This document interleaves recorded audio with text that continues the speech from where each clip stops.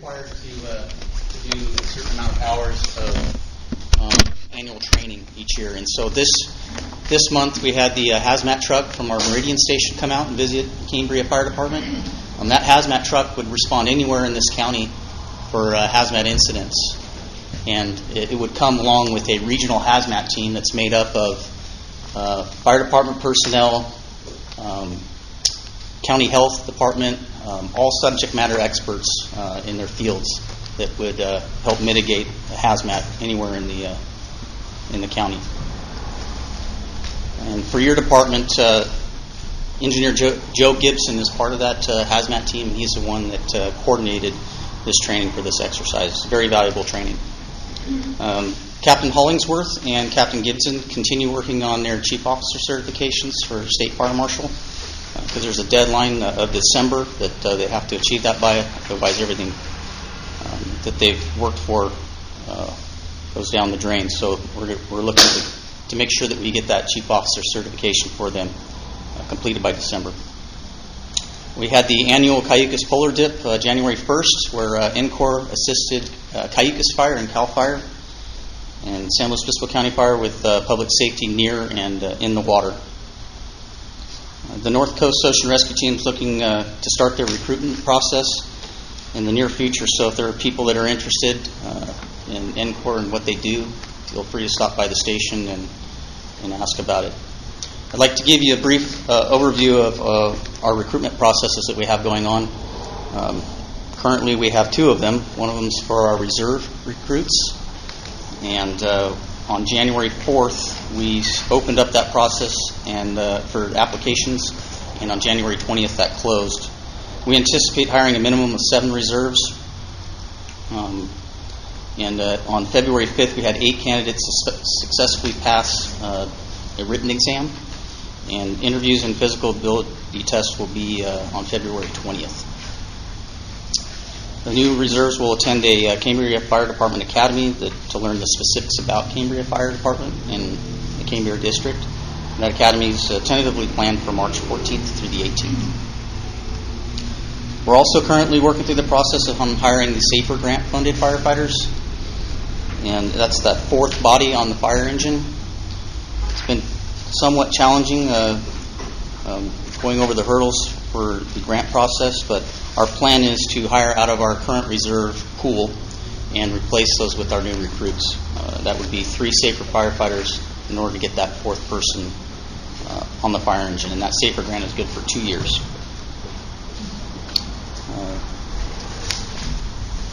We had originally planned for Captain Emily Torlano to give you guys a briefing on the grants that we're looking at getting for the fire department. We've postponed that until the next meeting. And the last item I wanted to mention was last week there was a special board meeting here that decided to hire a fire chief for Cambria, the district. I was unable to attend. It was my son's birthday, but Chief Reeder was here, and he briefed me on the events and how we're going to proceed in the future.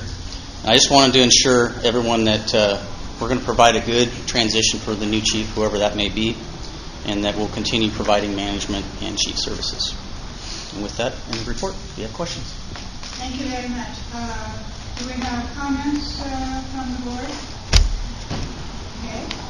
Thank you very much. Thanks, Sue. Okay, I'll stand again.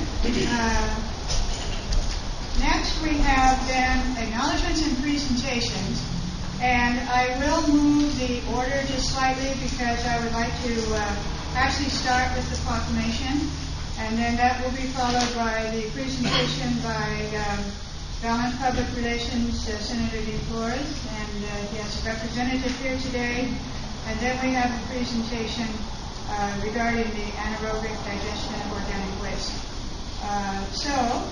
I'm always happy to share proclamations. It's always an honor on my part, and it's always to honor something that's very, very noteworthy here in Cambria. So with that, I'm going to ask John Eller to join me at the podium. I don't know why. No, he's here.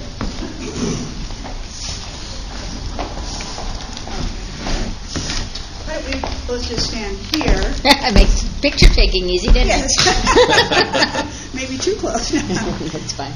And before we start, I also want to thank Director Sanders for initiating this. I certainly think recognition of our history and having the Historical Society represented by Mr. Ehlers is very much something that makes this community very, very proud. And so I would like to read then the proclamation. And if I have enough light, I think this should work out. Okay, Cambria Community Service District Proclamation, Cambria Sesquicentennial. Thank you for that, Mr. Sanders.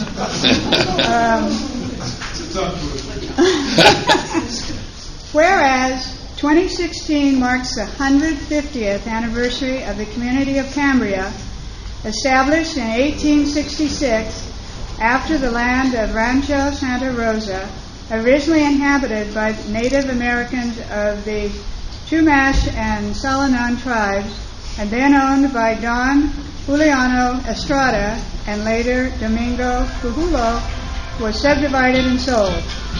And whereas settlers from other American states and immigrants from Spain, Mexico, England, Scotland, Ireland, Wales, the Azores, Switzerland, and Italy, and China chose to live and work here, whereas the U.S. government officially recognized Cambria, California on January 10, 1870, after its residents discussed and agreed the new name. That should have only taken a few years. And whereas Cambria survived several devastating fires, floods, and droughts during its history, reinventing itself according to the local, state, and world economies. And whereas the population ebbed and flowed, ranging from the second largest town in San Luis Obispo County down to the humble population of 800, as area residents engaged in farming, mining, lumbering, whaling, dairying, cattle ranching, and operating local business establishments. And whereas in 1917, Cambria's native son, State Senator Elmer Rigdon, introduced a bill for the construction of Highway 1 from Cambria to Carmel, which was completed and opened in 1937, thusly eliminating the town's reputation as being, quote, where the highway ends. And whereas, with the dedication of William Randolph Hearst's La Cuesta Encantada as a state park, and with the opening of Highway 46 West, Cambria found itself on the way to many points of interest on the Central Coast and is now designated as a destination in and of itself, where the pines meet the sea, with one of only 3 native Monterey pine forests worldwide. And whereas tourism has brought Cambria to its current prosperity, with more than 40 nonprofits also benefiting the community. And whereas Cambria functions under the authority of the San Luis Obispo County Supervisorial District 2. Now therefore be it resolved that the Cambria Community Service District does hereby recognize Cambria's sesquicentennial. Congratulations. Thank you, Jill. Thank you.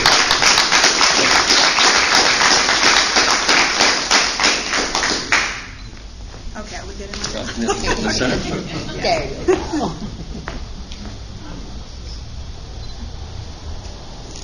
Let me take a couple in case somebody can.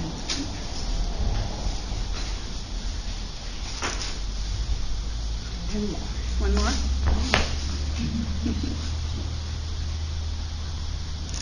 I believe in redundancy. Thank you. Thank you again. What a delightful village we have. It's. I think all Cambrians can be proud of our rich cultural heritage, and it is one of the missions of the Cambria Historical Society to preserve all historical artifacts, and this is certainly one we'll cherish. Thank you again. Thank you.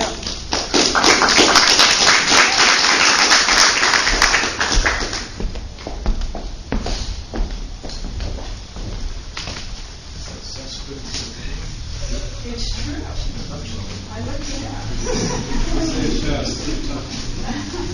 Yeah. 150th. 150, yes, that works well. Okay, now we're going to move to next our presentation. You were going to have a slideshow, right? Actually, no, I'm not. Okay. We're deferring that to the next. All right, okay, so that's fine. So representing Dean Flores today is Diane Gonzalez, and so we welcome you for our monthly update. Thank you for joining us. And thank you all very much. And I want to first... Why don't you come over and face the audience? Should I do this? You know, everything's off. This is not how it is every month. I was wondering. Right, So shall I come this way and face everyone? Well, we like to stand by Kathy in the first place. Right here? Right here? Hi, Kathy. How are you? I'm Diane. How are you doing? We've howdied, but we've not shook. I'm good. I'm a mother, so I know exactly how to do that. So I want to thank you all so much for having me, first of all, into your beautiful community. And I will tell you that absolutely any time I need to come and work in Cambria, I'm in. It has to be one of the most beautiful places in the entire country. So thank you all so much. And I'm here today because Senator Dean Flores, retired, was appointed to the California Air Resources Board. And so I wanted to let you all know that he was being sworn in today, and that's absolutely the only reason he is not here with you. And I actually had the great honor of going to Sacramento with Dean and your general manager, Jerry Gruber, to attend a series of meetings on behalf of this district. And as a way of background, I met Dean Flores almost 30 years ago when he was just a little fellow at the Capitol. And we both worked in the same office. I've been a public relations professional for 25 years. I was also elected member of the San Antonio, Texas City Council, where I oversaw the community's water system and the Parks Department. So Dean felt that I would be appropriate to help him with your very important district. So thank you for allowing me to do that. And I did have the opportunity to go with Jerry Gruber to what I think we can describe, Jerry, as a grueling day in Sacramento with Dean Flores. Dean does not even, I was so worried, there's no time in here for lunch or anything like that. It is all work in Sacramento with Dean Flores. And so our day began with the California Department of Water Resources. And I'll tell you that your general manager did a very good job of articulating the good work of this board and the community. And we were really there to thank them for all of their service and everything they've done on behalf of the district and their ability to extend an outreach to us and work with us cooperatively for the future, because we know we have a number of issues at stake. Our next meeting was with Assemblymember Dodd, Bill Dodd, who is the chair of the Agriculture Committee, and who is also a member of the Water, Parks, and Wildlife Committee, and a very influential and instrumental member of the legislature. And so, again, we were there to tell him about, inform him of the good message and good work of the district. And so it was an important meeting, and he wants to come down and visit, and that, we believe, is also very important. We then met with Dennis O'Connor, who is very important in Senator Pavley's office. And Senator Pavley, as some of you may know, is the chair of the Senate Natural Resources and Water Committee, and also a member of the Energy, Utilities, and Communications and Environmental Quality, and chairs the Select Committee on Climate Change. And so a very important member of the legislature for us, and staff member who's actually on the ground doing good work. We then met with the governor's office and the Deputy Legislative Affairs Secretary in Martha Guzman. And the governor's office, of course, has been instrumental to this district. And it was a good news story for their office. And I will tell you that this district is seen as a model for the entire state of California. And the governor's office told us that, and is looking forward to a continued positive relationship with the district. Am I going too fast for you? I'm not. Okay. I'm taking my own work notes, not their notes. Okay, I want to just make sure. Ask her if you're going fast. too fast. I know I can go fast. Let me know if I am. Thank you, though. I appreciate it. Yes, we then met with Assemblymember Rudy Salas, who is the chair of the Select Committee on Regional Approaches to Addressing the State's Water Crisis. And so in his community of Bakersfield, he is looking for good statewide models, and also as chair of this very important committee. And so this district is seen as that. And so he actually wants to come down and use this as a model for his district. And so he was really asking a lot of important questions. Then we met with the legislative director for Assembly Member Mark Levine, and he is very important in Sacramento because he does the principal work of the chair of the Water Parks and Wildlife Committee.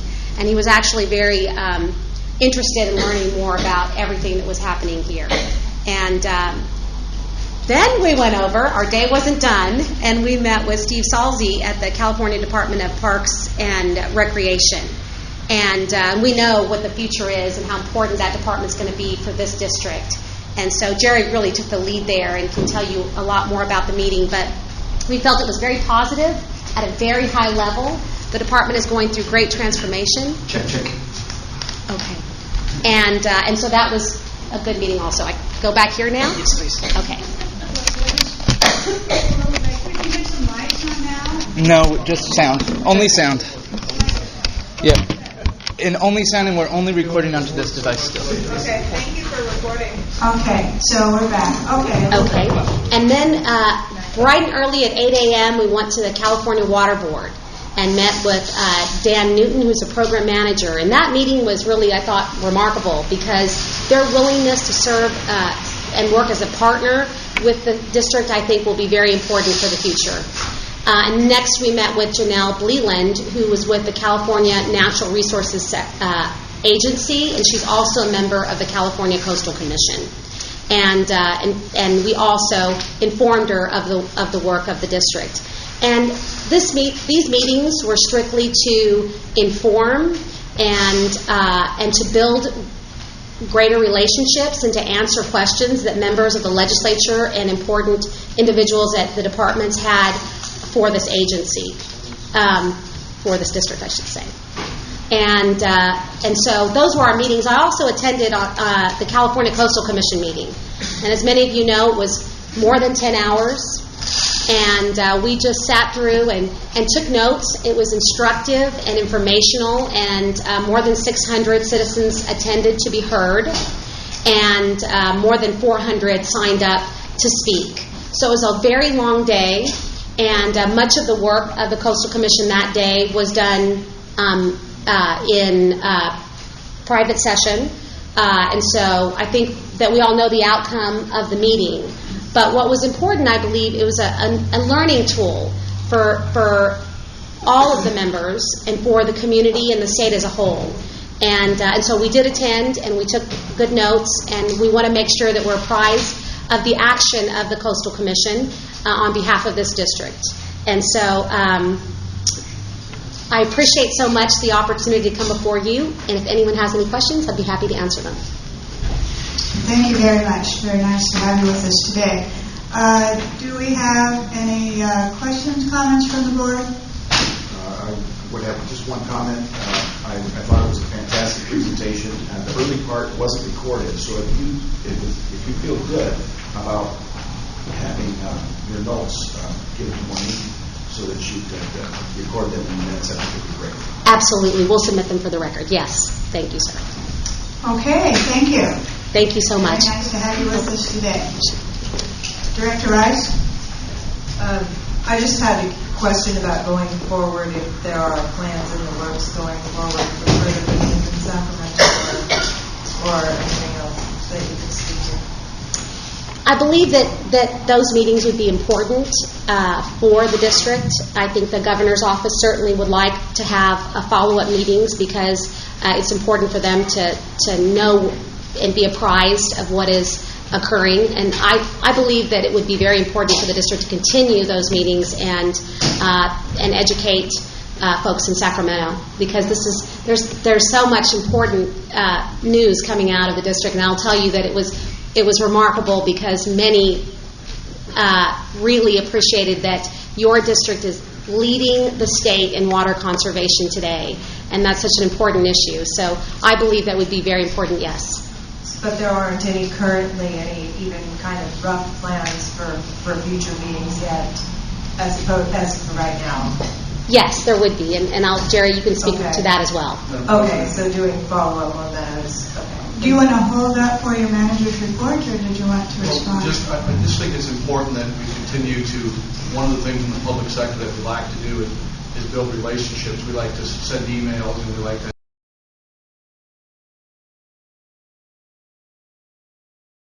Well, as a video that shows the actual process for anaerobic digestion. But Monique, I think I'll send you those, and perhaps you could distribute that. I think the video is actually worth watching. It's about 3 minutes long. And we would come back to that some other time. We would like to see that. Yes, we're more than happy to come back and discuss that at great length with you. But as you probably know, given your purview, state regulation over time has really intended to divert more and more material out of the landfill and into other locations. You know, we first started with recyclables of bottles and paper, cans, et cetera, and then we moved into green waste.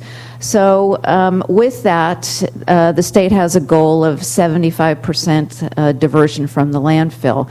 And as of April, that will now include picking up food waste, not only from residential customers, but commercial customers as well.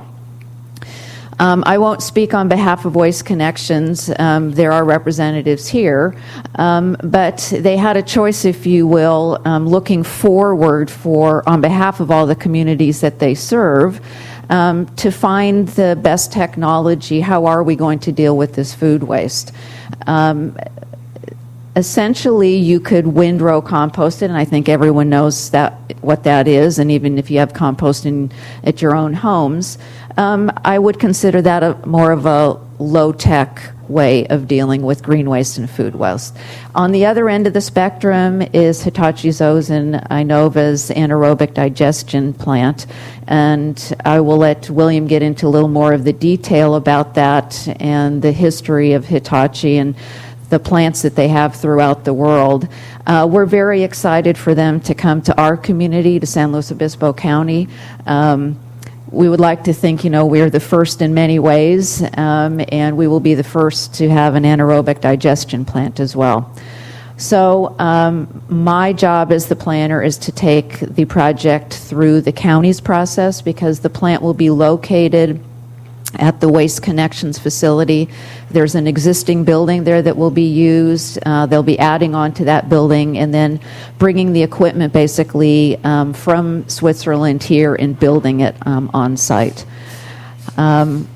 I'm dealing with the county and the Board of Supervisors. They all are represented on the Integrated Waste Management Authority Board, as well as all the cities. So they have been looking for solutions as well for the community.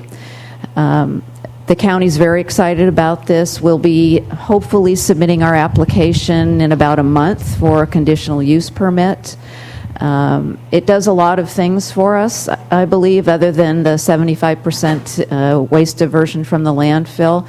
We'll be making compost. We'll be also creating what I call compost tea, and we've already had discussions with growers in the Edna Valley who could take all of it, all of what we can actually produce. The other thing is biogas, so we're creating green energy, and I'll let William discuss that, because there's a relationship potentially with the airport, because we're directly adjacent to the San Luis Obispo County Regional Airport. Because I love the permit and environmental process so much, I just wanted to tell you that Cal Recycle was really forward-thinking. Back in 2011, they actually prepared a program EIR specifically for anaerobic digestion plants. And that allows all of the communities in California essentially to tier off of them. So I want to thank them for doing that, because it makes my job a lot easier, as well as the county's job, too. I'm here for questions, certainly. I'd like to turn this over to William Skinner, who's the West Coast sales manager for Hitachi. And I do want to thank you, and I'm sorry. I'm usually come prepared with all sorts of paraphernalia in case, this plug doesn't work or that, but I'm a little out of luck today. But again, I'll send those to Monique because it's no doubt at least worth looking at the video. And I thank you so much for your time this afternoon. And thank you, Carol, and I appreciate it because I know when we come prepared with certain kinds of visuals for our presentation, it just sometimes happens. But I actually was myself, I don't want to digress, but just a moment. Sure. I was in a meeting where someone was going to do a slideshow PowerPoint, and it was very interesting. They had almost like a little clicker cricket thing. And he said, well, if you take a look at this is what we are looking at, this is what we'd see. And he did. He just decided to go through a slideshow just clicking something. It reminds me of what we do in those times. I guess we adapt. But anyway, we appreciate you being here with us today, and we will hold questions until after we hear from William. Thank you. So, and I did thank pass you. out a brochure that kind of goes through the timeline of and people's different involvement in the process, if you will. There's a description of what I call the business relationship with the county, the CSDs, cities, Waste Connections, and Hitachi. And on the back, you can see there's an aerial photograph of the location of the proposed anaerobic digestion plant and some of the statistics about that. So with that said, Mr. William Skinner. Okay, thank you. Welcome, Mr. Skinner. Thank you. So, yeah, I'm kind of out of sorts without the PowerPoint because it had a lot of details and things in that. So I won't try to go through that in the same fashion, but we'll send it to Monique. You'll have the ability to be able to go through that. So I know there was a lot of questions last time when Pat was here and they were talking about the rate increase and who is this company and what are they bringing to us and those types of things that popped up about the whole anaerobic digestion process. So just a little bit about how we got to this point was Bill Worrell, who I think all of you probably know, who's the manager for the Integrated Waste Management Authority here for San Luis Obispo County, has been pretty forward thinking and looking at what's going to happen with our green waste at some point in the future. Composting sites, which I've been involved with throughout the state of California, have started to have some issues in terms of air quality issues and odor issues, those types of things.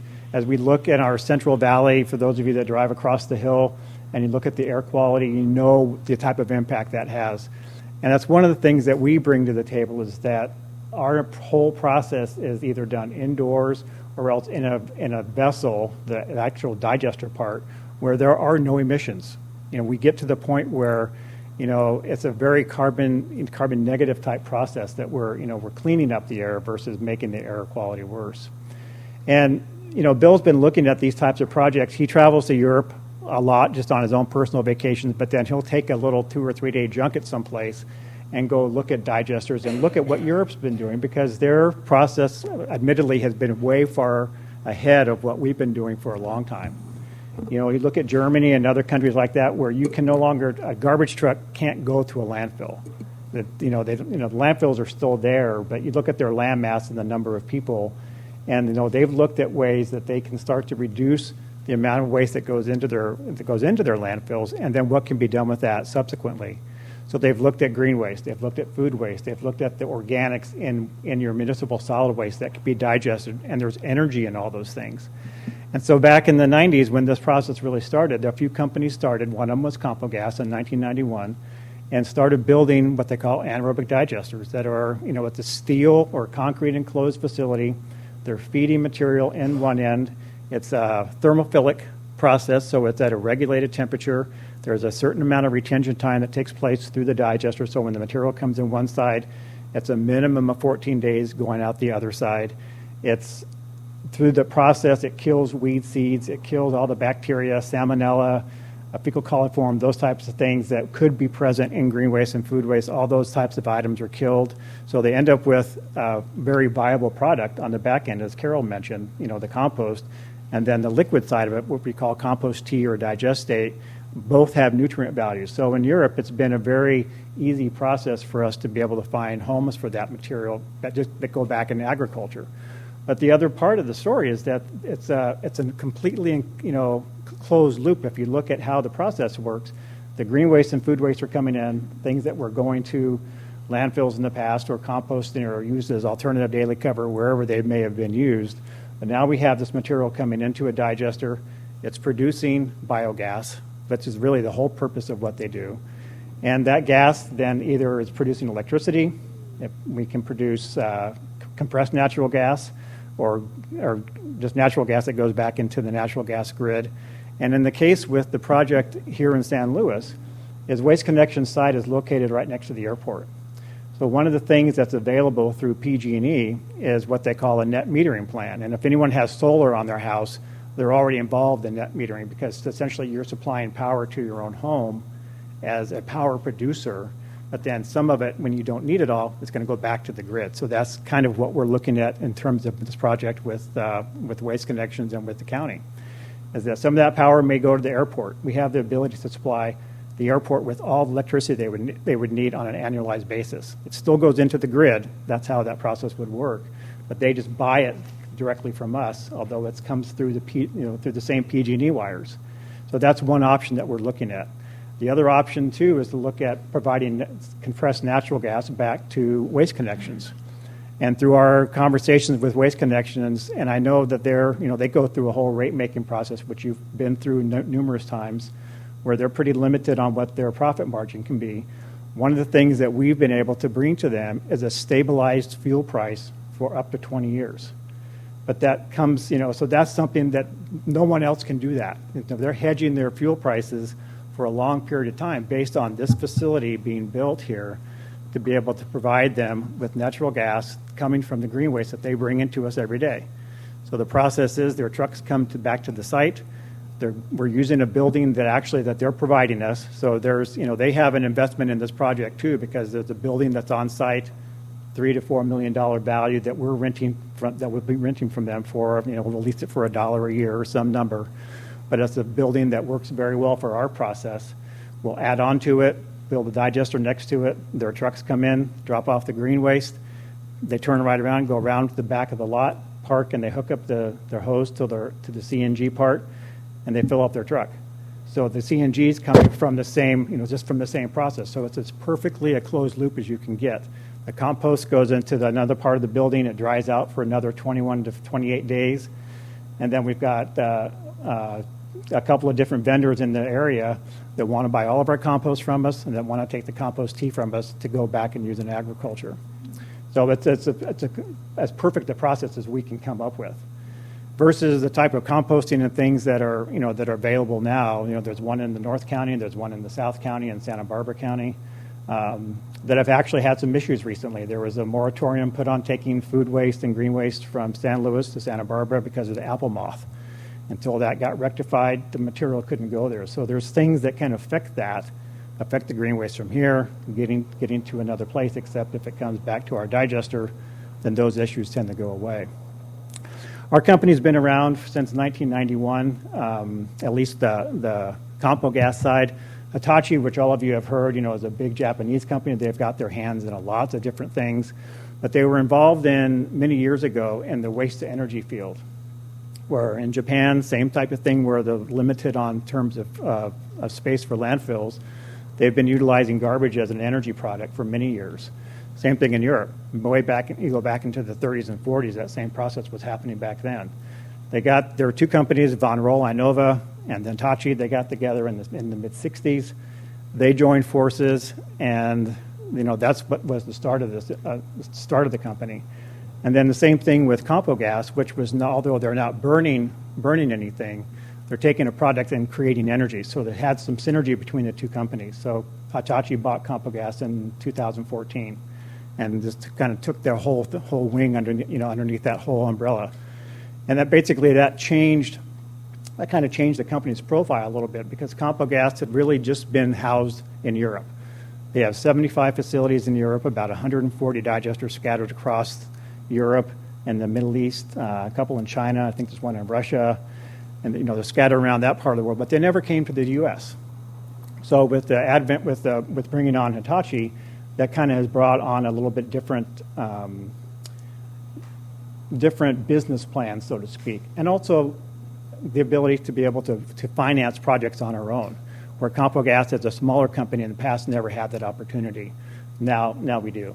So that's just a little different part of how the story works. Trying to think what else I was going to talk to you about.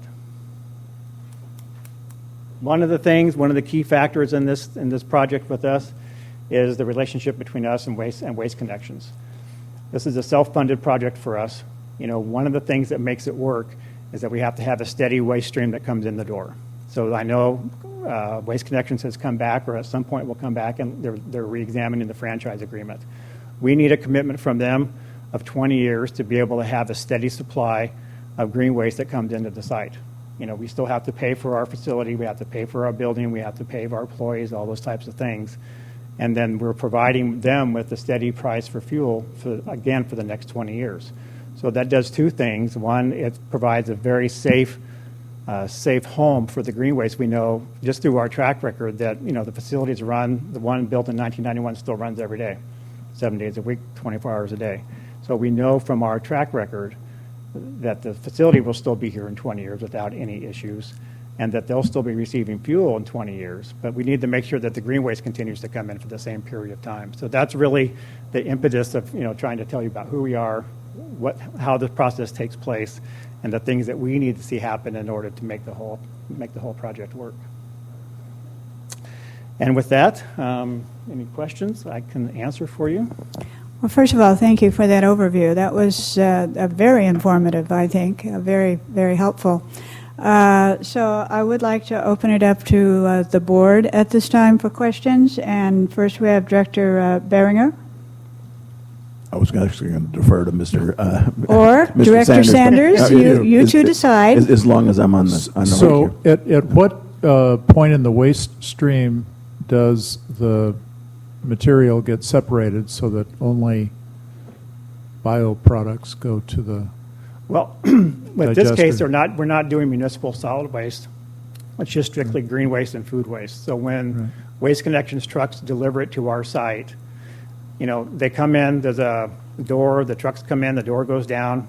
We operate in what's called a negative air building. So the air is always being pulled in, so we don't have any odors that escape the building, and all the air ultimately goes through a biofilter.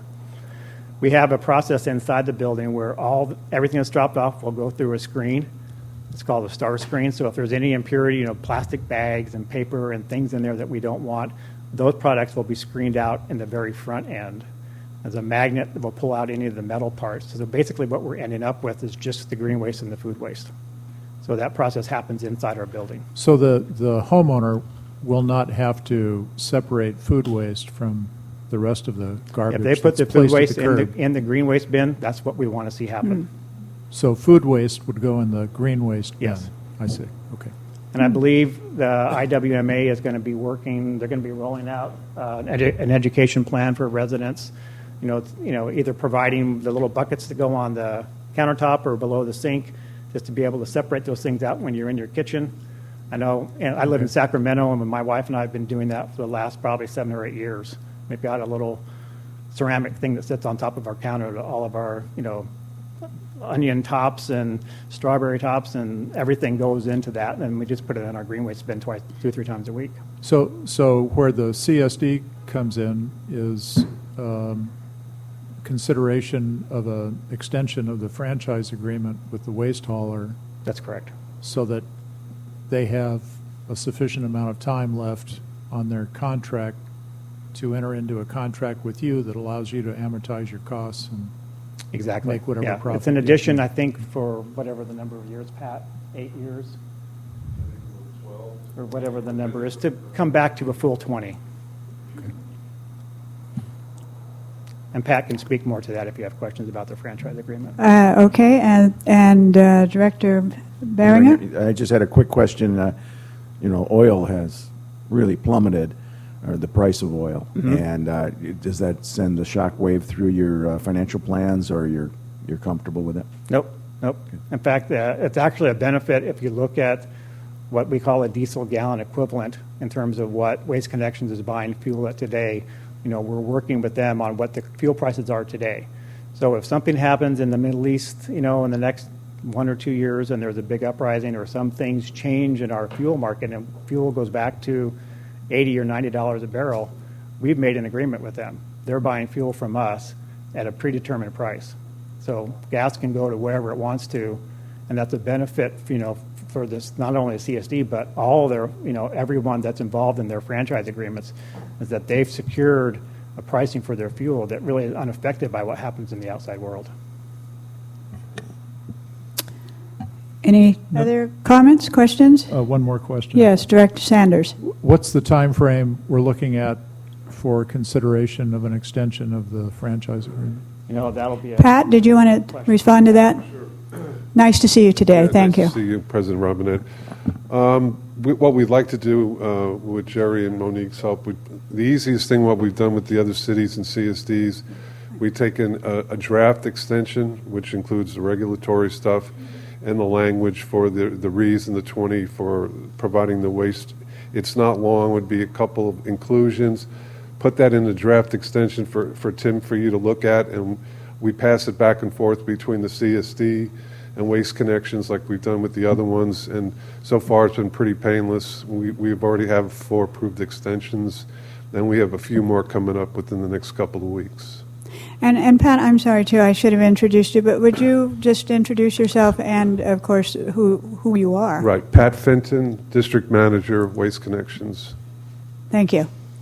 Any comments then for either gentleman? Director Rice?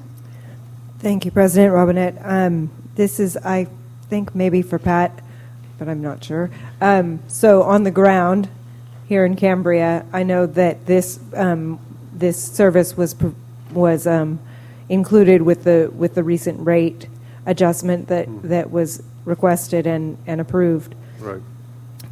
When do I start putting my food waste and my green waste? What we're doing now is we're just waiting for the rest of the community so we can buy these things, because we have to buy 52,000 of them, and unfortunately the timing was delayed a little bit, but we're going to be doing it very, very soon. And then the apple moth really threw us up. So right now, Director Rice, we're having to take the stuff to the landfill as is, so we couldn't do it if we wanted to because of the problems with England Gray down in Santa Maria. So even if I had my own little compost thing, I shouldn't be dumping it into my green waste yet, because you're not doing the green waste. You're dealing with it. We could. I'm just trying to determine what the average Cambrian should be dealing with and doing. It's going to be any day. We just got. Okay. I think we should wait until we get the containers. Right. Is what It's you're just saying. a matter of time, because we want it to go full strength, even with the communities that have approved the increases. But we couldn't go anywhere with it other than putting it in the landfill, which that's one of the reasons we selected compo gas, because the other option was the windrow composting, and if it's not the airboard, it's something else. So we've been shut down 3 or 4 different times in the last 6 weeks. So we just couldn't help it. But we're going to get those pails out, and we'll let the communities know as soon as we can start putting it in, but it should be really soon. Thank you. You're welcome. Okay, I had just a little clarification too. I am very interested in this. You said then that each household would get a something where we take just the food waste, and tell me a little more about that. How that's going to work for each household? Well, it'd be Mr. Worrell is the IWMA. It's like sort of like a kid's lunchbox is the way it really looks. And some people don't even want to use it because, well, that's one thing else I've got to clean. I'm not going to put it in the dishwasher. You can do whatever you want. The main thing is for us is just to get it into the green can outside your house. So we will be providing these lunch pail type things, and it's just to put the organic foods in there. It could be meat, poultry. Some people don't want to use it, so I'd rather put it in some type of a compostable bag, and then I can put it in the green can. You can do whatever you want, but we're going to get those out as soon as everybody's signed up. We don't want to, buy 52,000 of these things and move on if we're not going to have a contract with Compo Gas. Until we have the tons that they need to make this thing work, we're not going to go through this exercise until we have an agreement with them. I'm sure you can understand that.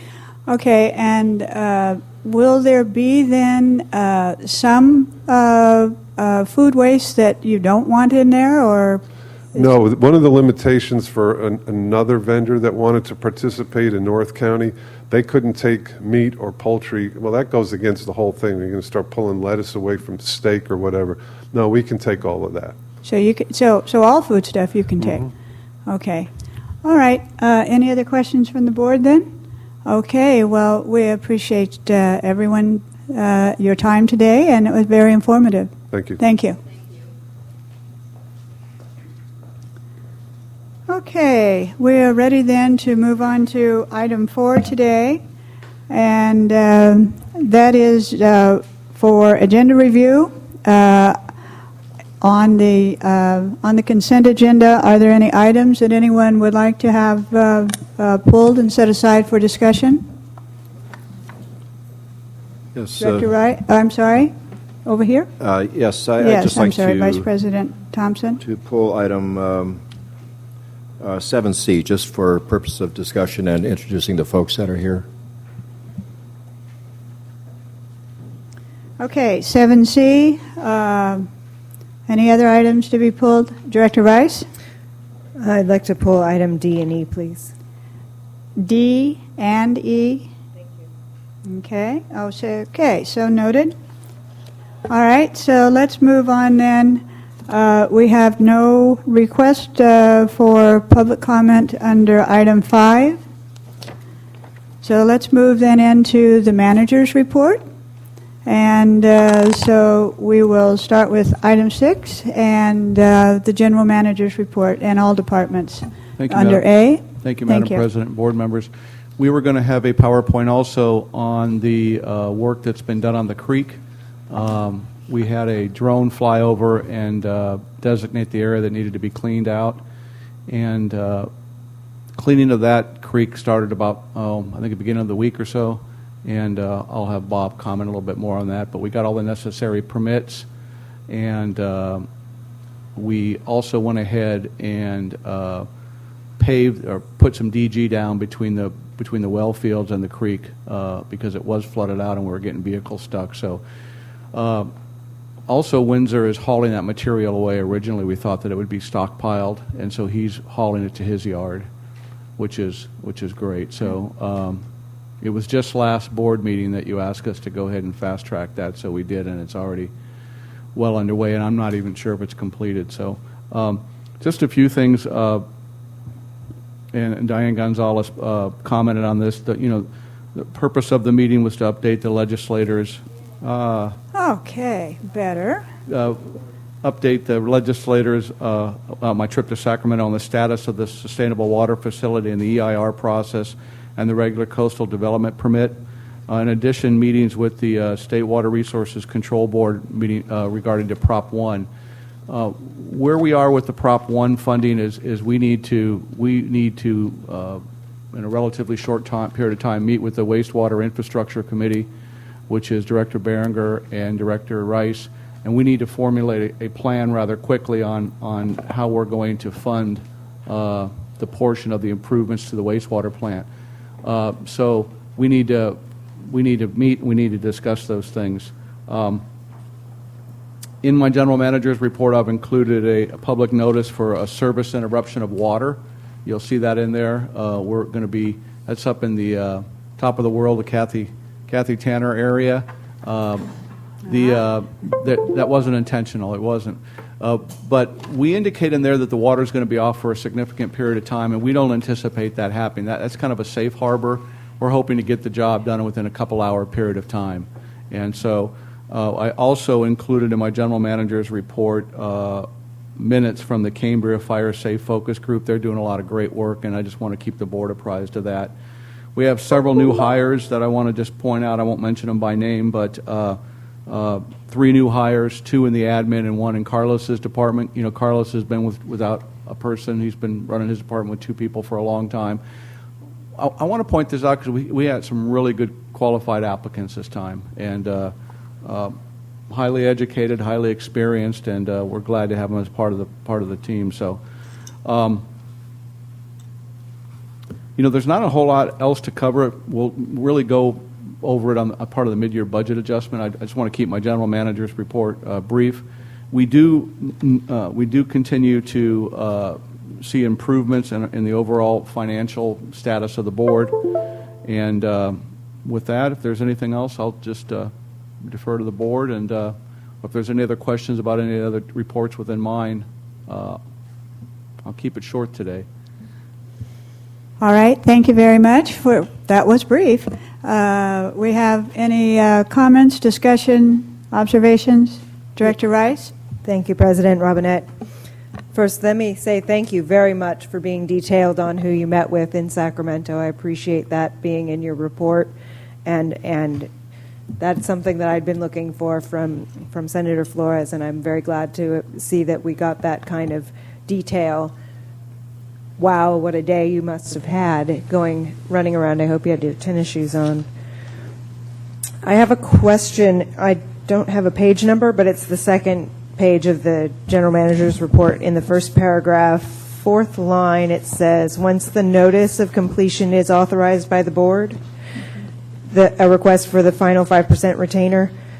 I'm sorry to profess my ignorance. I'm not sure what that means. Does that mean they owe us? We owe them? I'm confused. The nice part about that is they owe us, and part of the process, there's really a twofold process. There's a notice of a completion, which you'll be doing today, and then there's a final report that we need to submit, and Bob's working on that right now.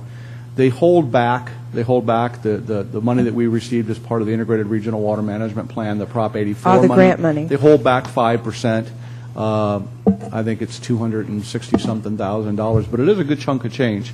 And once you take action today to accept the notice of completion, and we finalize what they call a completion report, and I'll let Bob comment on that maybe a little bit. Then we get the remainder of our 5%. The remainder of our 5% grant money. So, thank you. Appreciate that clarification on there.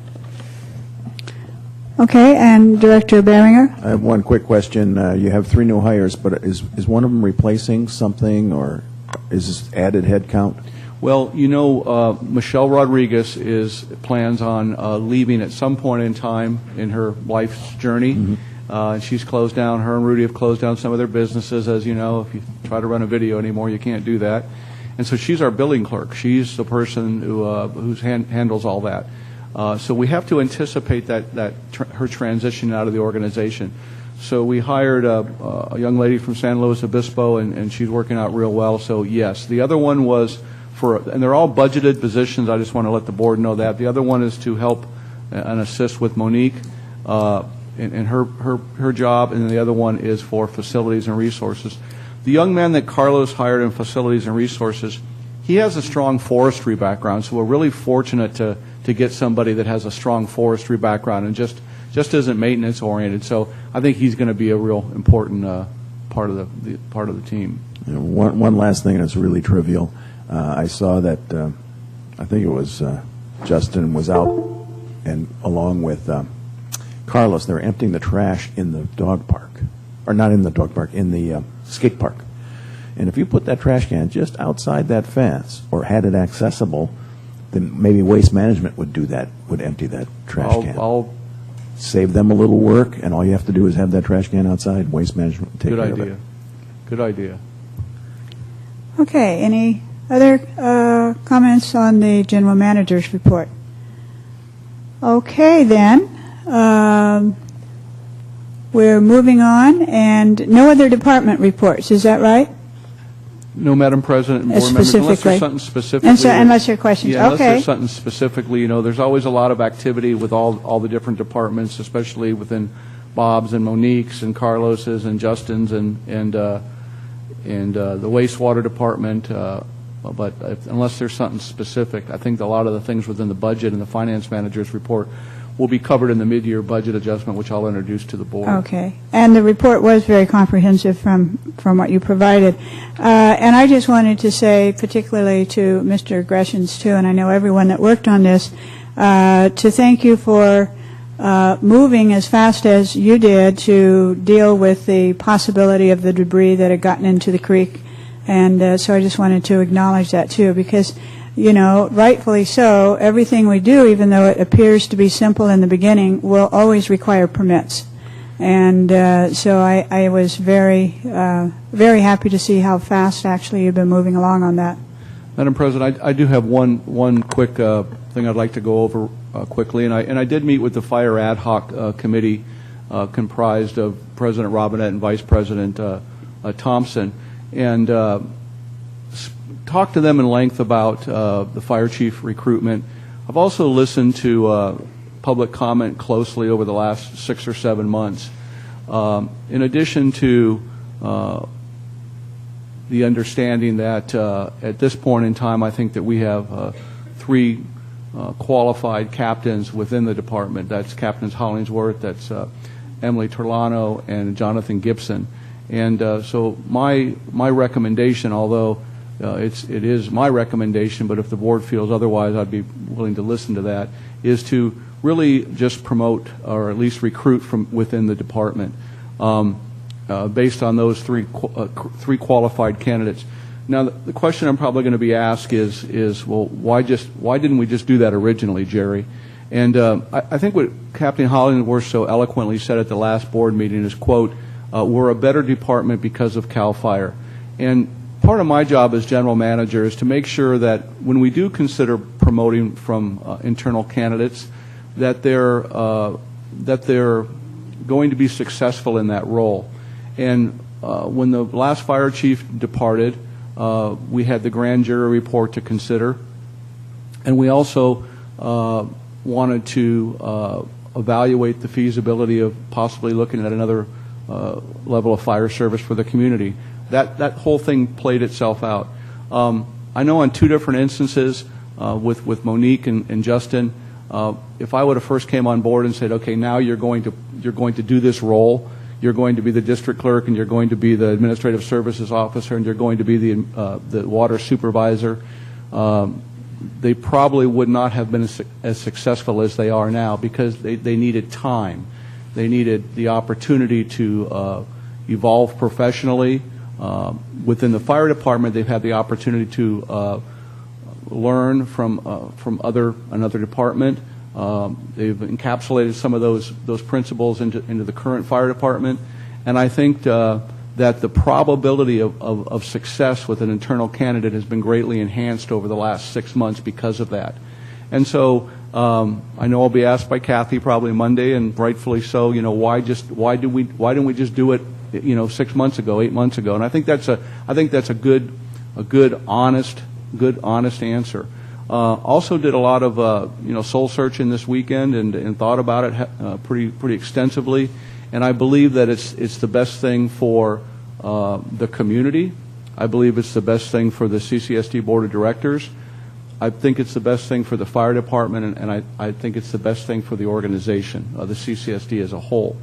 So with that being said, I'm looking forward to continuing to work with the Fire Ad Hoc Committee and with Steve Reeder and Chief Eric, and putting that process together to be able to do a recruitment internally for the candidates that we currently have. With the caveat of I would strongly encourage the 3 captains that are in place right now and have done a good job to apply for the position. So I think that's going to expedite the whole process. I don't think it needs to be a 4 or 5 month process like what was originally proposed to the board. And I'm looking forward to working with the ad hoc committee, the fire department, and would ask that the board on a later agenda item select a community member at large. Each board member select. That would be my recommendation to you, whether you want to do that or not. And then that way it involves the community also in the process, and that would be part of the interviewing process. I've done that successfully in other communities, and it works out really well. So I'm glad Tim nudged me and said, don't you have one other thing you want to tell the board? I just wanted to share that with everybody. And thank you, because that is something I think everyone is very much interested in hearing. Beyond your written report, really your own reflections on how you have moved to that position, and it certainly seemed that as part of the ad hoc, when you shared your thinking and what you were proposing, seemed to be timely and the right thing.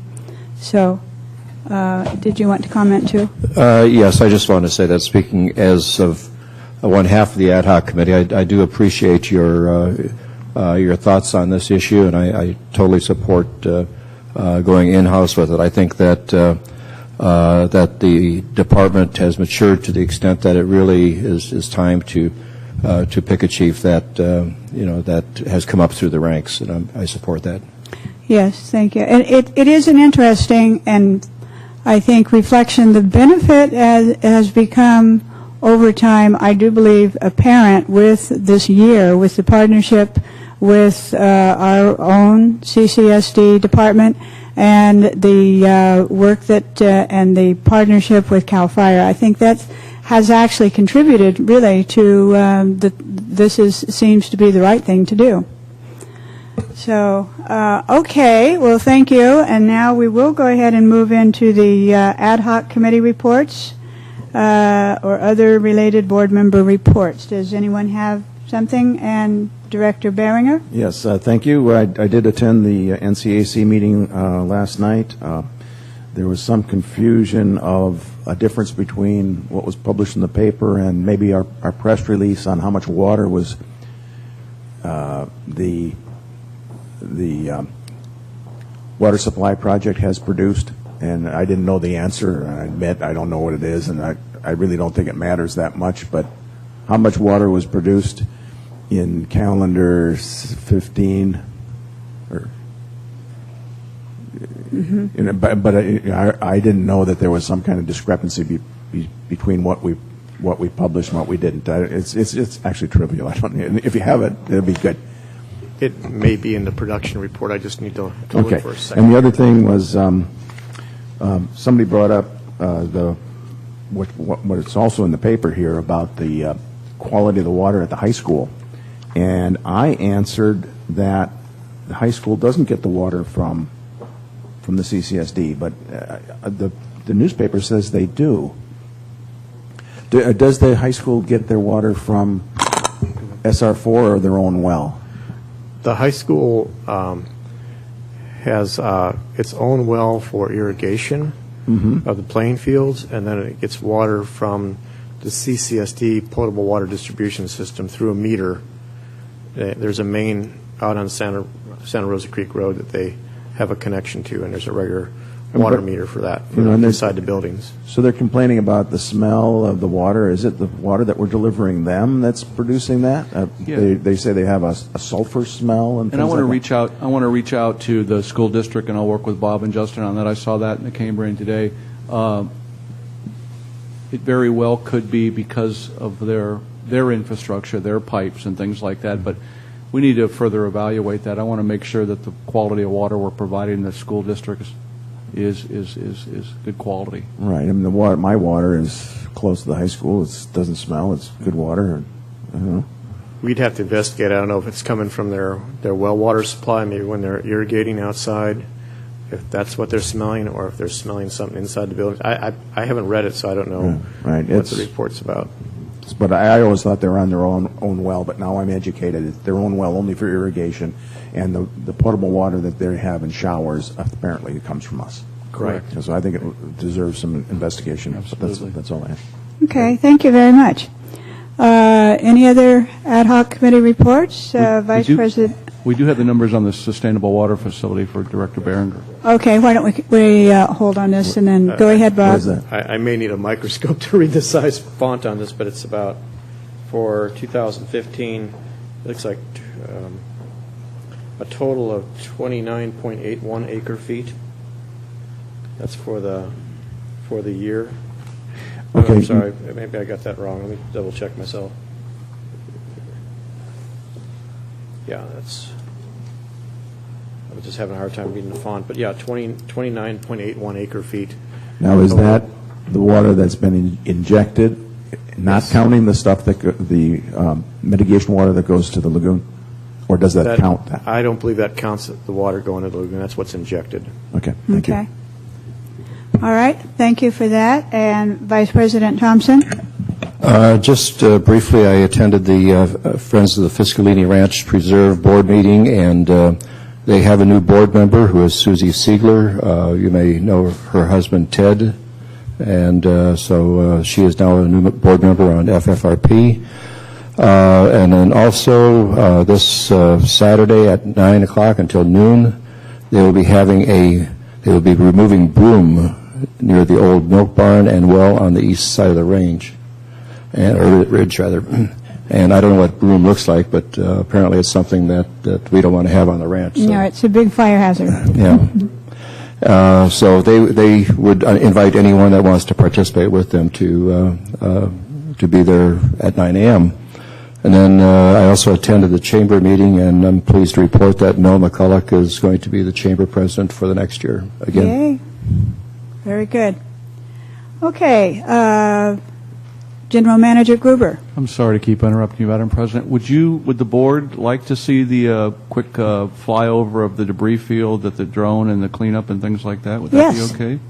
Yes. Are you okay? If you're ready to roll now. Wonderful. It's a brief PowerPoint. I'll just quickly show it to you. Thank you for indulging us. Bob worked so hard on this and getting it done, and the debris field was so massive when he showed me this drone. Well, first of all, we got to get a drone. That's all there is to it. And second of all, it's just amazing. So, I just like to add to that. Justin Smith and Windsor Construction are really the heroes behind getting this done. They were organizing the approach, and my main involvement was on the permitting and that end of it. So again, Justin and Tim Windsor and them really deserve a lot of credit here. Let's see if this will go forward. Okay. Oops, it did work. Go ahead, Jesse, if you can. This is just a quick snapshot of what happened on the 19th of January with the flash flood. This is the gauging station that the county runs upstream from our well field on San Simeon. And you can see that peak of over 20 feet hit in the afternoon of the 19th. And, from our discussions with people, no one's seen anything like it before. It was quite an event. And you'll see that there was a big debris field being pushed down the watershed that was acting like a moving dam of sorts. So next slide, please. This is a little dark, but it's a quick shot I took of the well field about 3:30 in the afternoon on that day. Water did back up onto our potable well field. We discussed that at the last meeting. We had to shut down the wells. There's some little buildings in the background there that are actually our well buildings that are kind of like little islands with the water around it. Next slide, please. This is the pedestrian bridge at the campground. It's kind of a shot I took looking north. The pedestrian bridge is on the right, and then the vehicle bridge for the lower, that goes from the lower campground to the upper campground area, is on the left side. And that water is usually about, I'd say, 12 to 14 feet below that level. We just had a whole lot of water come down at kind of one quick release. It did damage to the road of the campground. You probably see a couple of workers in a truck back there. I know State Parks had to do a spot repair on their road because the water actually jumped their road and washed out part of the shoulder there. I'd heard from one of the rangers there were some cars floating in the campground. There was some, I think the Washburn Bayous was flooded. It was just an incredible amount of water. It came down very quickly. The rainfall amounts I heard varied from anywhere from 4 to 8 inches, depending on what source you listen to, in probably less than half a day. That 8 inches is an awful lot up in that upper Rocky Butte area. And then the next slide, please. So this is the drone shot that we had made. Little company out of Atascadero, WM Aerial Innovations. Wesley Mendoza came down, and he had a helicopter pilot with him, and we launched a drone and did a little reconnaissance with a drone. And this shows the debris field kind of strung around in this general location. It's kind of hard to see in this light, but the main flow channel for the creek is over here. So flowing downstream, it's going in this direction. This is an island right here. and we have a secondary channel that comes through here. So when the flow gets real high, water goes in the secondary channel. And right here was our main concern. There's a big blockage here, at least 10 feet in height, that blocked the flow in that secondary channel. So that led to some of this restriction that dumped all this debris out here on our property on the north side of the creek. This is a little bit of a floodplain area. Our well field is over here, outside of the drip line of the trees. Because we're inside the drip line, it was subject to permitting with the Army Corps of Engineers as well as the Water Board. They worked very well with us. We contacted the Ventura office of Army Corps, explained the situation to them. We were able to get an emergency 404 permit, they call it. And then likewise with the Water Board, their staff came out and gave us a 401 permit in probably record time because of the emergency nature, particularly if this clog here came loose and went down to that bridge. What I didn't mention on that bridge photo, and I'll go back a little bit, if we can go back, Jesse, that bridge photo. Right here, we have two of our major pipelines supported underneath this bridge. We have the main water supply main from the wells that's coming into town, and we also have the main treated effluent discharge from wastewater plant hung underneath that bridge. So the water was about a foot away from coming in contact with those pipes. So my concern was, okay, if you get large trees and debris coming out high flow, it could impact the bridge, maybe impact the pipes that are hung underneath the bridge and maybe take out a pipe. So that was another concern besides the flooding that occurred on our well field. Let's go forward again and then past this one. That's a little close-up shot of what we're looking at in terms of debris. That's probably 6 to 8 feet high of different materials, tree limbs, old construction materials, pieces of fences, pallets, all sorts of things that got mixed in there. Next slide, please. We had biologist Cindy Cleveland and her husband at times were out there making sure that we were watching out for the listed species.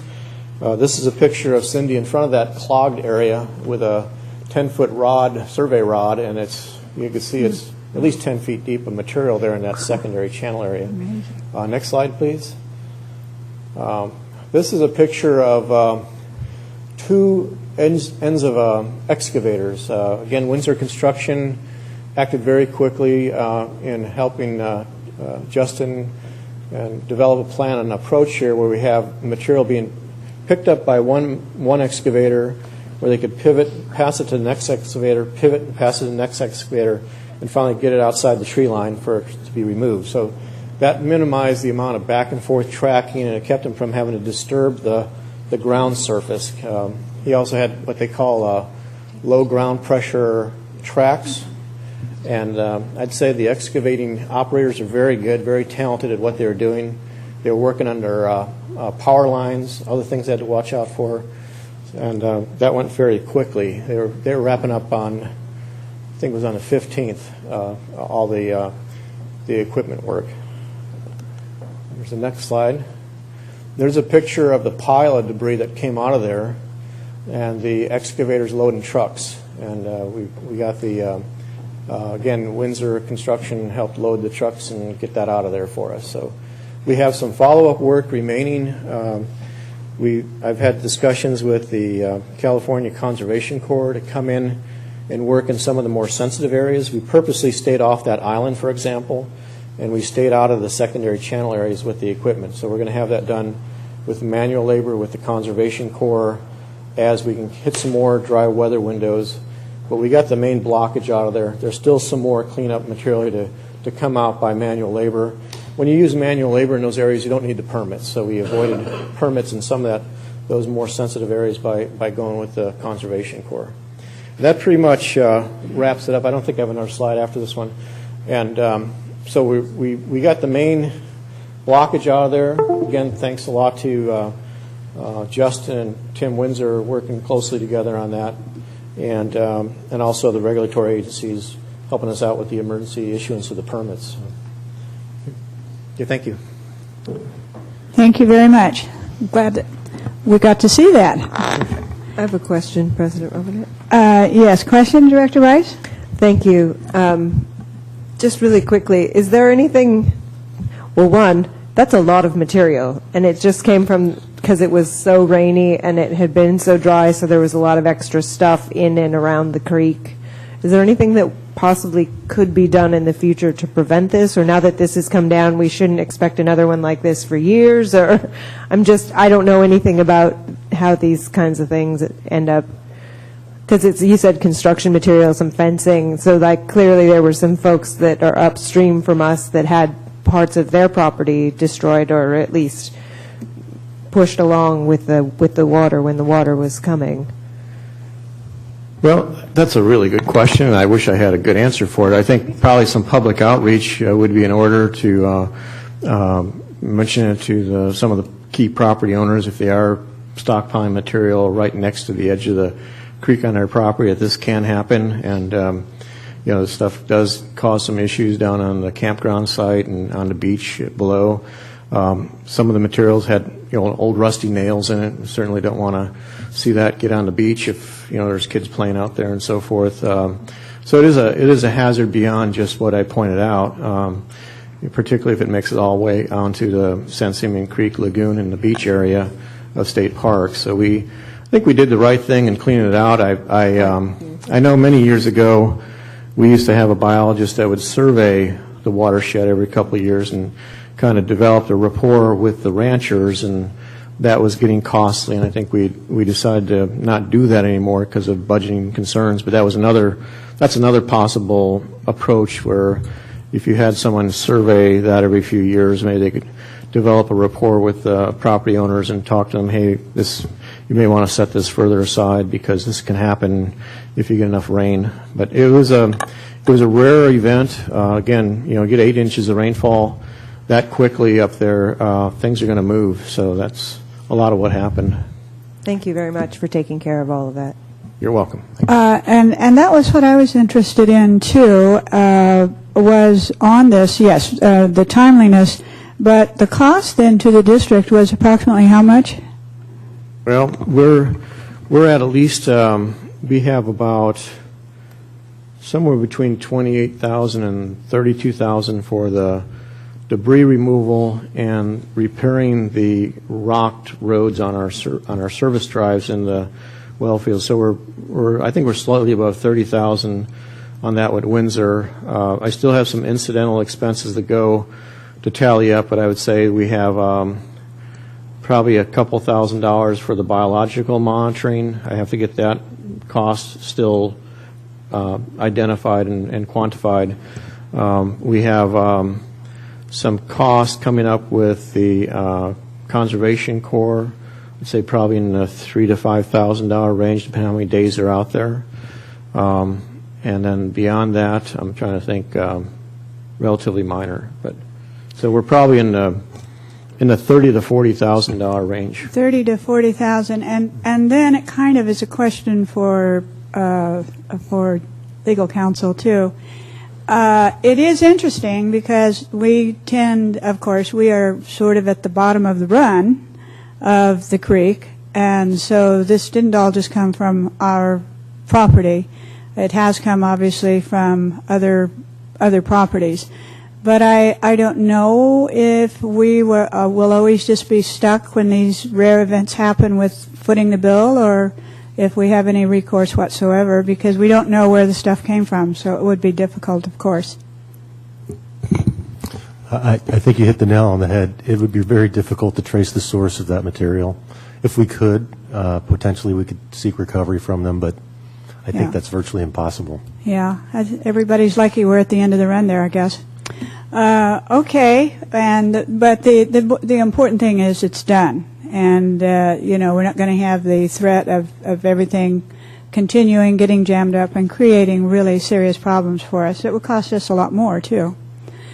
Okay, then, no further discussion on that. Thanks again for that. We're going to move on to the consent agenda. We have no request, by the way, for public comment on item 7. But first, do we have a motion, except for the items that were requested that we discuss and were pulled? Do we have a motion to pass? I move that we pass the consent agenda items A, B, and I think Second. It's been moved and seconded that we approve consent agenda item 7, and except for the other items, any, ready for the question? All those in favor say aye. Aye. Motion approved. I could ask, I guess, if anyone was opposed, but I think I heard a full round there. Okay, then let's go ahead and take on the consent agenda, the items we do want some discussion on. And let's start with, first of all, under 7, item C. And so, General Manager Kluber, would you like to introduce that? Yes, ma'am. Madam President, that's consideration to adopt Resolution 05-2016, appointing Mr. Stanley Cooper to the Parks, Recreation, and Open Space Commission, and appointing Terry Lord and Kermit Johansson as alternatives. And Madam President, Director Thompson wanted to comment on these appointments. Yes, you were a participant in that, weren't you? I did, and I wanted to comment because I wanted to introduce 2 of the members who are here. Stanley Cooper, if you'd stand up, please, sir, and Terry Lord. And if either of you would want to make, you don't have to make a comment, but if you want to, the opportunity is there. Okay. All right. We're happy to have you. I just want to say, too, that this process produced 3 very, very good, well-qualified candidates, and I'm pleased that the Pros Commission recommended that we have 2 alternates in addition to the person that they selected. I know it was a very, very difficult choice for them to make, and I'm glad I stepped out of the room and didn't have to be part of it. But I want to congratulate them and thank them for volunteering to be on the commission.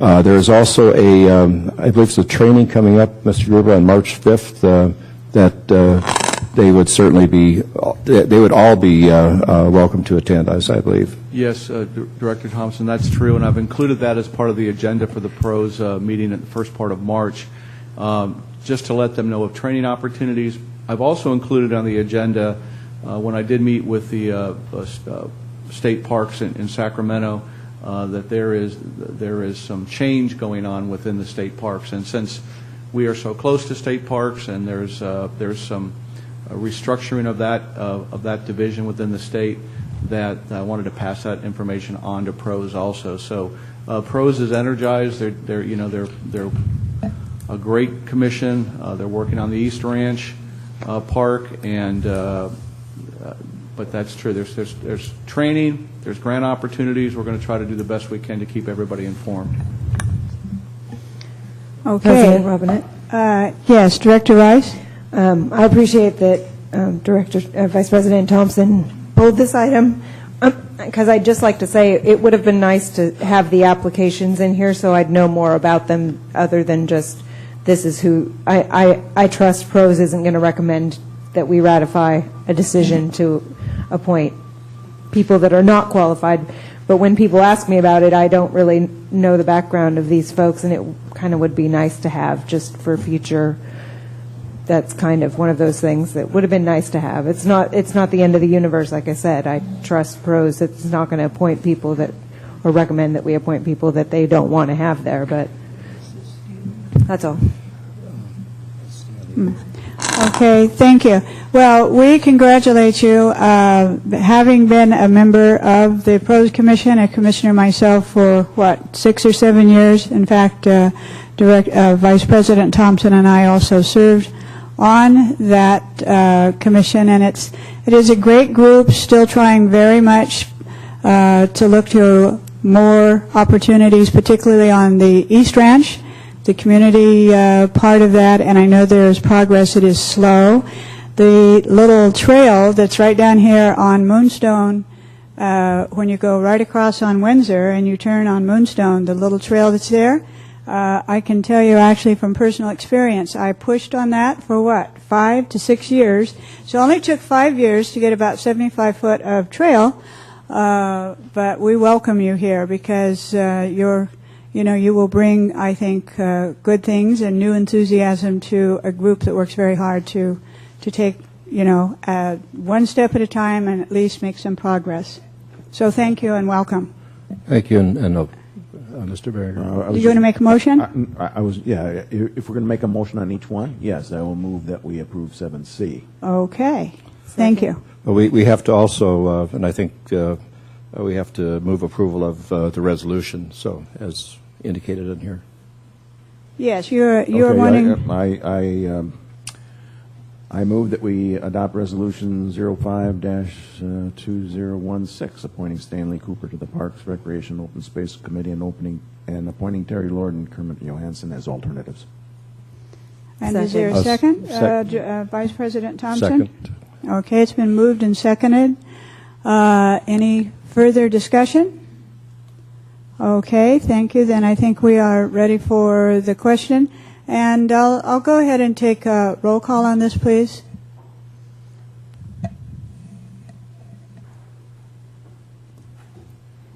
Director Berenger? Aye. Vice President Thompson? Aye. Director Rice? Aye. Director Sanders? Aye. President Robinette? Aye. Thank you very much. Motion passes 5-0. And welcome to the team. Thank you. Okay, let's move then next to item D. Under 7D, if you would introduce that, General Manager Gruber. Thank you, Madam President, board members. Item 7D is consideration to increase funding authorization for the contract with Fluid Resources Management for wastewater treatment plant operational assistance. And this item, Madam President, was asked to be polled by Director Rice. Okay. Again, we have no request for public comment. We have discussion? Yes, Madam President. Yes, Director Rice? I'm very glad that we have qualified folks, and just out of abundance of caution, I want to make sure that, because there's no contract in here for these services, and I don't know what assurances the district has that we're not going to end up in a situation where, hopefully, there isn't a situation where the person's license might be at stake because of issues with the district, where our district's permits are put in jeopardy because of what's happening. And I don't know what kind of things are within a contract.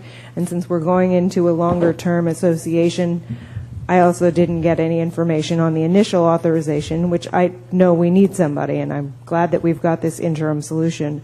I just want to make sure the district is protected and that our fiscal house is in order in terms of making sure that we don't end up. I mean, do they have a bond insurance in case of some kind of accident?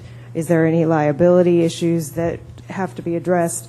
Because as we go further into this, it also looks like it might be an hourly rate for a specific person, and that's why there's a variance in the amount. I'm just trying to make sure that what we have, it's not that I don't think this is a good decision. I just don't have enough details to feel comfortable that this is a choice that we're making.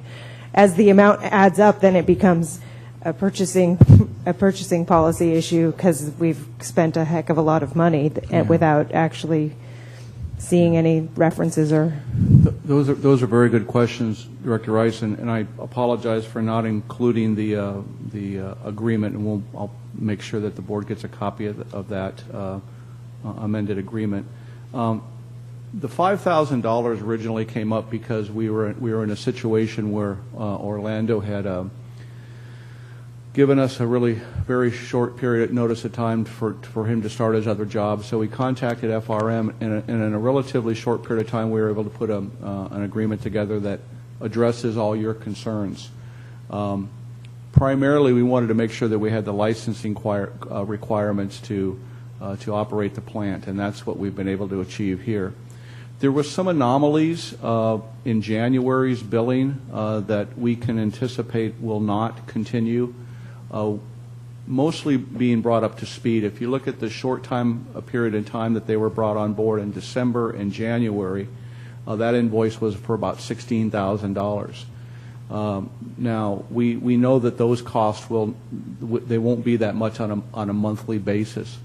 The fully burdened cost, and Patrick helped me on this, for our wastewater supervisor was probably in the $10,000 to $13,000 a month range.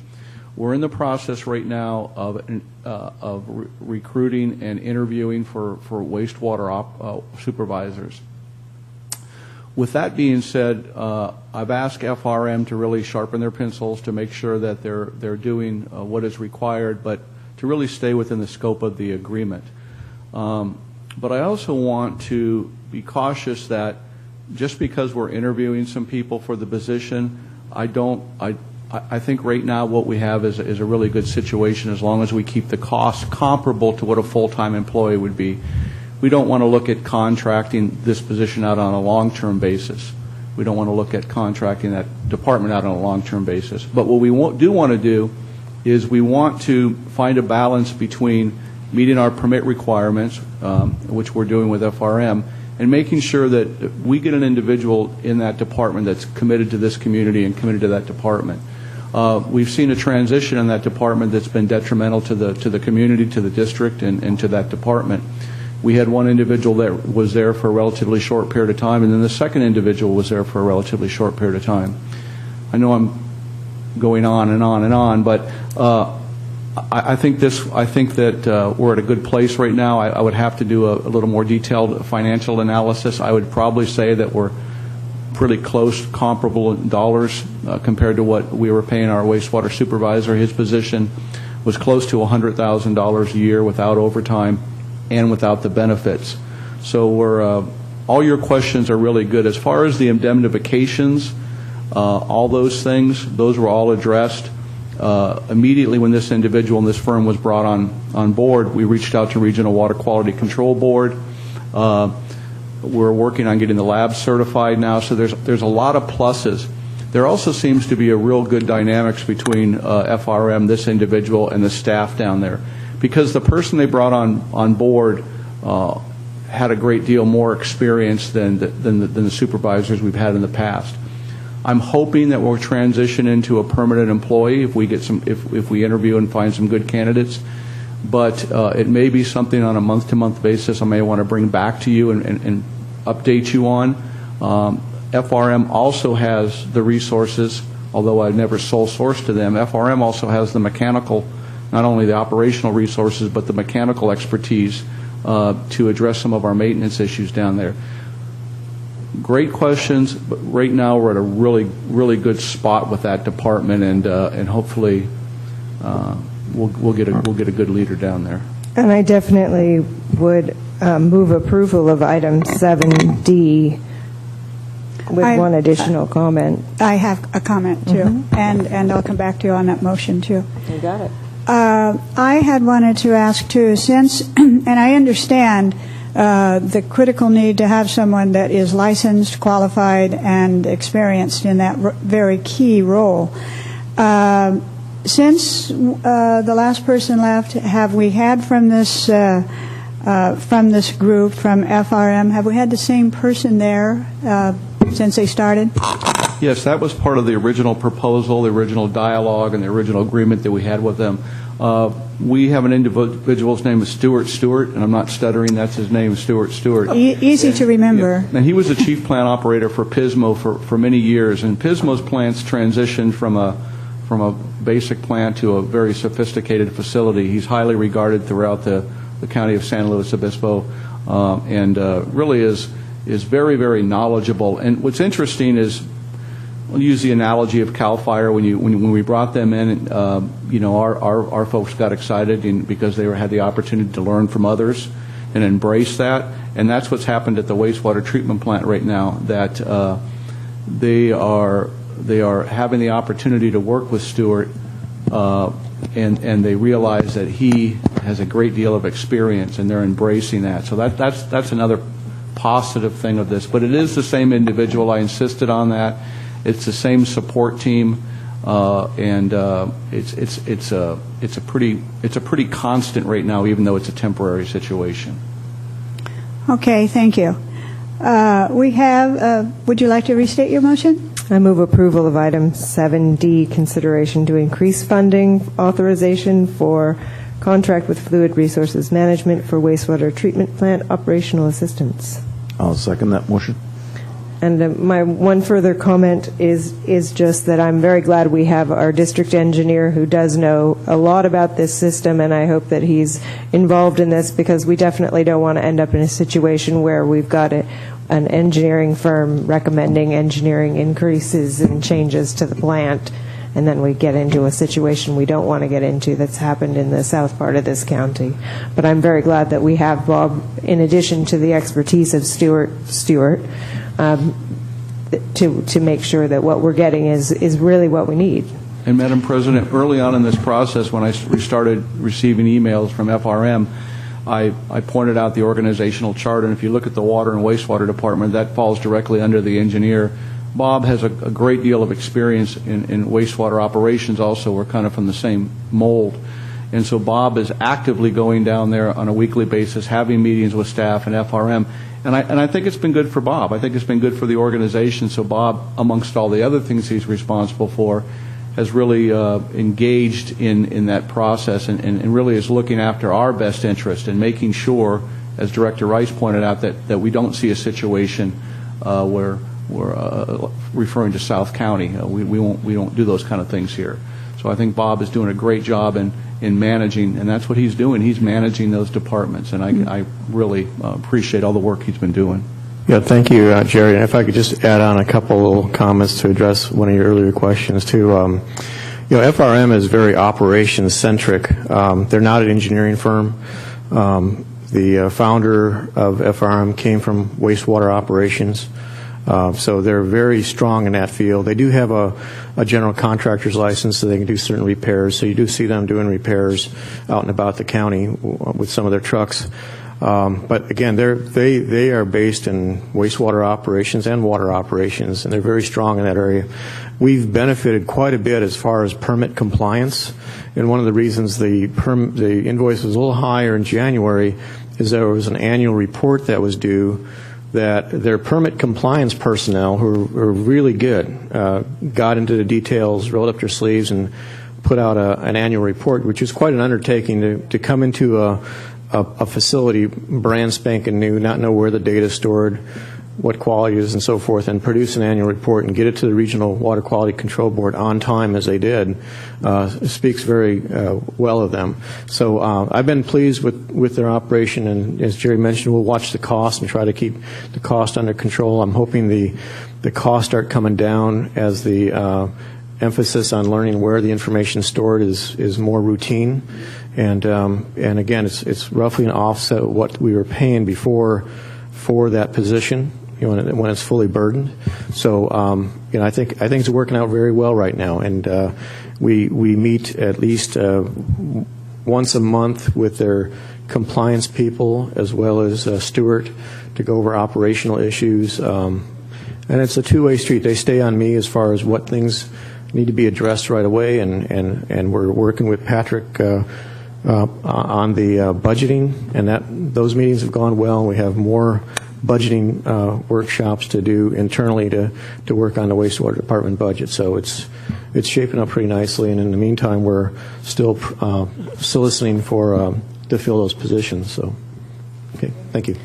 Thank you. I think this really is a good dialogue for us, for the community, and I think it's good sometimes to differentiate between roles, and yours, of course, is our district engineer, and you do have oversight then for the wastewater plant too.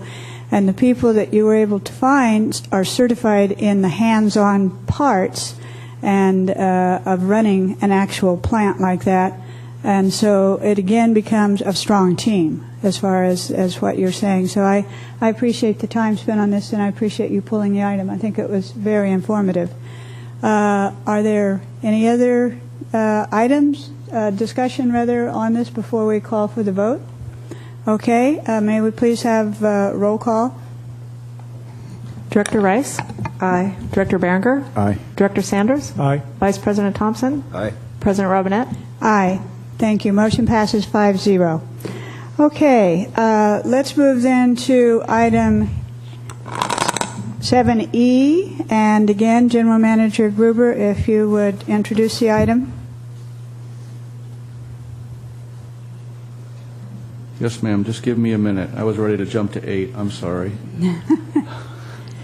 We're actually going to take a little break after this. I was getting ahead of myself.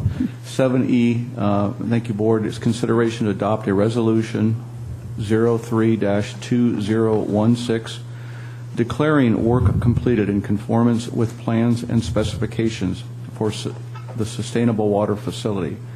And staff recommends that the Board consider the adoption and declaring that the work complete in conformance with the plans and specifications. With that, I'm going to turn it over to Mr. Bob Greshams, our district engineer. He did the staff report, and if there's any questions, hopefully he'll be able to answer them for you. Okay, thank you, Jerry. This is hopefully a ministerial item where we file a notice of completion with the county, and that allow us to get that 5%. That's one of the pieces that have to fall in place. We get that remaining 5% of that Prop 84 earworm grant. I think it's a little over $200,000. That's still being withheld on our grant reimbursement. So this is just a quick summation of how we had a design-build contract let with CDM Constructors, and that's for the sustainable water facility. That work, the contract was actually issued on August 7th of 2014. We had substantial completion on the project by the middle of November of 2014, which is very, very quickly. Some of that was because there was pre-purchase of equipment and other things to compress the schedule on that. There were 3 change orders issued on it. They're roughly in the 10% range. For something that quickly in an emergency type contract, and that's not too bad. We didn't have all our permits in place. It wasn't a sit down, plan, design, bid it, build it, and take your time and figure out all the various pieces. Everything was going in parallel, including the permits with the water board. So some of those change order items were related to permitting issues that came up in November of that year that we finalized the permits on. So I think they did very well on that. So with your approval, we propose to file a notice of completion on this project. It's just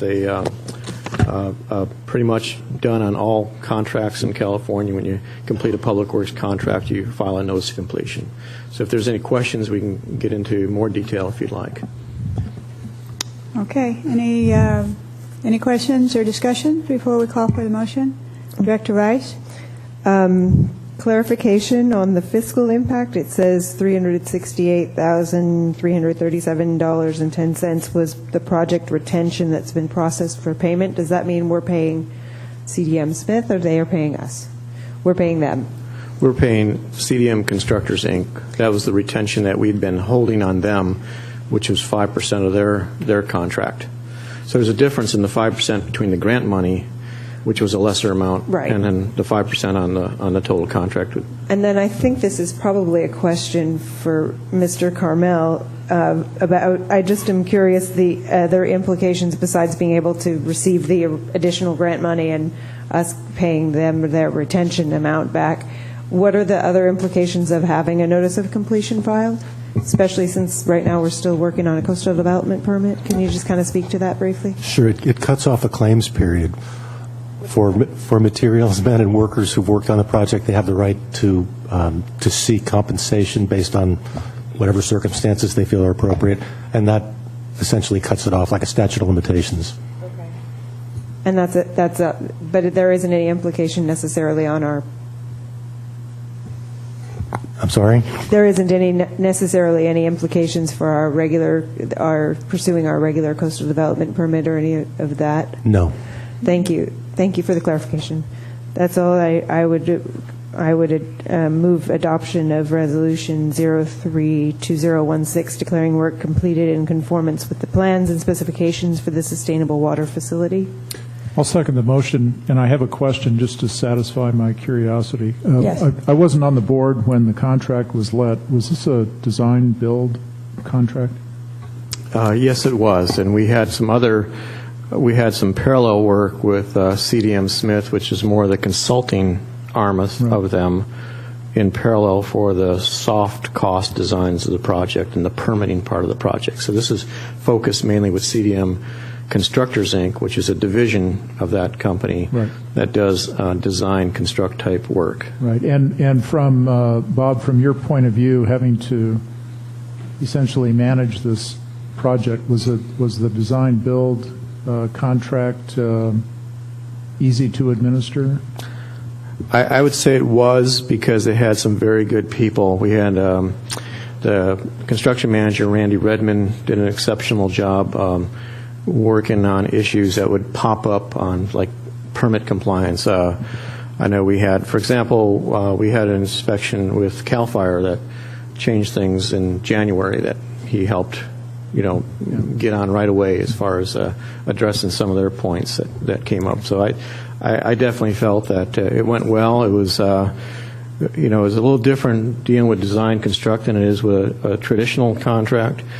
Sometimes you find yourself just getting out of their way more so than design, bid build, where you're really kind of have your hand on all the knobs and you're watching. You really have to pay closer attention. But when you design build it, it's a little different management style when that comes up. Any further discussion? Okay, ready for the question. Roll call, please. Director Rice? Aye. Director Sanders? Aye. Director Berenger? Aye. Vice President Thompson? Aye. President Robinette? Aye. Motion passes 5-0. And with that, that concludes all of the items under 7. And before we move on to the public hearing today, I'd like to take a bit of a brief break. We've been at this almost 2 hours. We got a little late start with no electricity. So I think we'll take about a 10-minute break.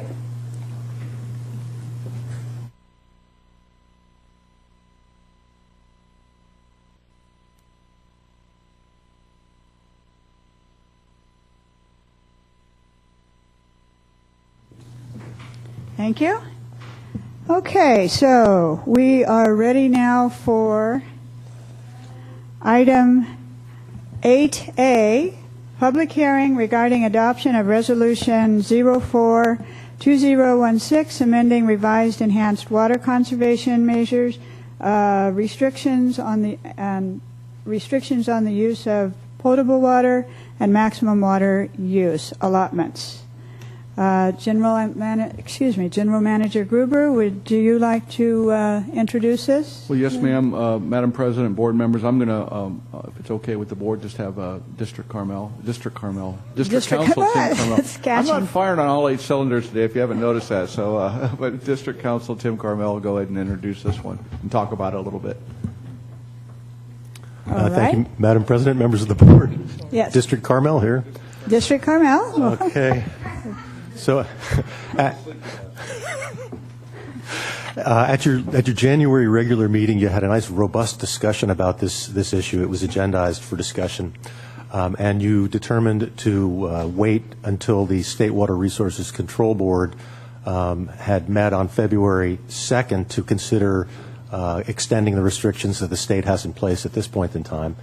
And that's exactly what they did. They extended all the restrictions through October of this year. So with that as sort of the background to the whole thing, the ad hoc water committee met after the February 2nd meeting of the State Water Resources Control Board, and they determined that the recommendations they were going to make were only to allow the washing of vehicles with automatic, I think they call them shut-off nozzles. Other than that, everything will stay in place.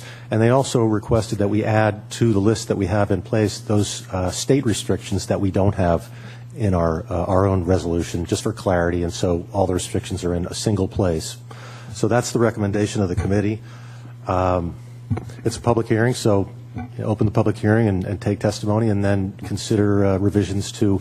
It's wide open. You can address any of the restrictions. You can address anything within that resolution. That's what it's set up for. But that's the recommendation of the committee, and I'll turn it back to you for any questions. Thank you.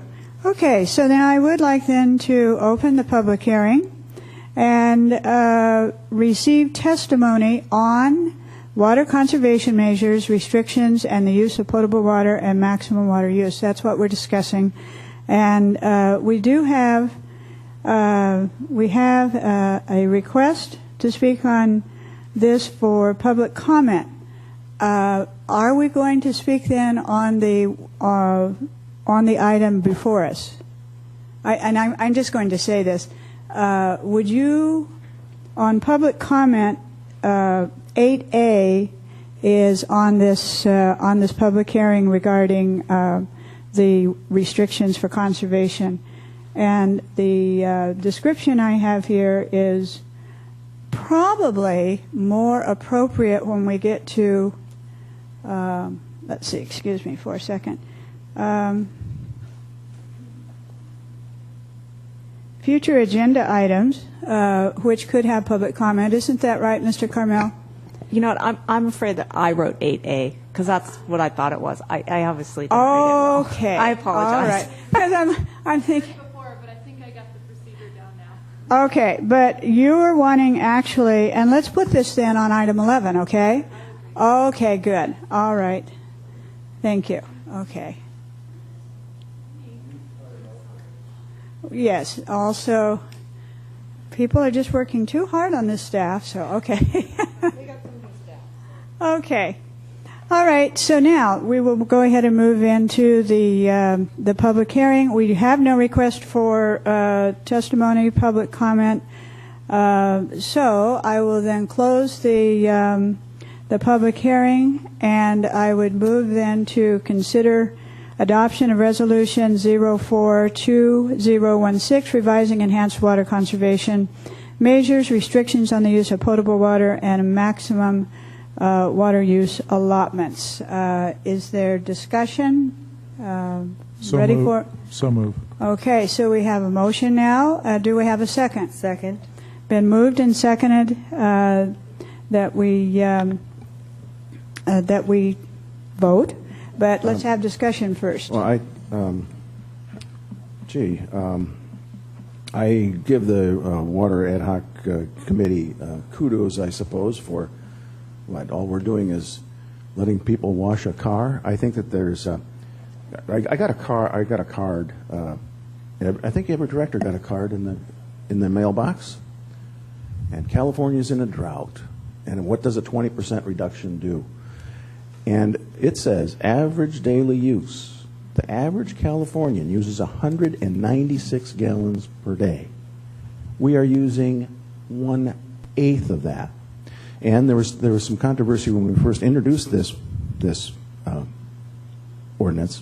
This ordinance. And let me explain one that was really a big one. Some people aren't permanent residents here. They come on weekends, and their allocation was 0. And some people have licensed vacation rentals. They have a 0 allocation, and they really, if the couple were to live here and own it, they would get 8 units per 2-month billing period. And I think for sure that allocation should be looked at. I'm not ready to vote on this, and I'm pretty surprised that we're going to continue to have surcharges. Madam President, can I speak to that? Yes. As a member of the ad hoc committee, I think Director Rice agrees with me on this. Our allocation system, which is incorporated into our municipal code, is archaic. It is impossible to administer fairly. It's a static allocation system with a very fluid economy. In other words, uses within buildings that have allocations change from time to time. There's nothing in our administrative code that allows the district, except by going through a cumbersome process, to adjust and keep up and so forth. And so over a period of many, many years, the allocation system, in my humble opinion, has become not only worthless, but worse than worthless. It's become an administrative nightmare. So we start talking about surcharging people who have maybe many children who live in a residential unit that has only a very small allocation of water, because at the time that the allocations were measured, there was a smaller family living there. It's just a nightmare. So with that in mind, we have asked our council to search the state and find other means used by other water purveyors of equitably allocating water when there's a water shortage. And at some point in the future, we'd like to bring that back and have the board consider changing the system that we have. And to that point, also, there's no household that has a connection that is allocated 0. Everybody's allocated 4 per billing cycle, 2 per month, 2 units per month. There should be nobody, correct me if I'm wrong, General Manager, that's allocated 0. And although Californians overall may use 196 gallons per day, if you have a home, no matter how many bathrooms it has, if you have a home with efficient fixtures, which are required by ordinance in this town, and apparently illegal ones are still for sale in the hardware store, but that's a whole other ball of wax. But if you have efficient fixtures in your home, indoor use should be 47 gallons per person per day without having to try and do anything different. Outdoor water use is an entirely different thing. And I think that because we need to recognize that water is a precious resource, especially in this town that is limited, to that point, we wanted to bring the regulations in line with what the state is requiring of every community in this state. And that's why the committee is recommending that we change you can use a shutoff hose, you can choose to wash your car if you're using a shutoff valve. The only difference is we're asking people to water only 1 day a week, and I believe the state regulation says 2, and so that restricts it. But if you're looking at only indoor use, you're not looking at 196 gallons. That's a well inflated, especially considering a lot of communities that are in hotter regions.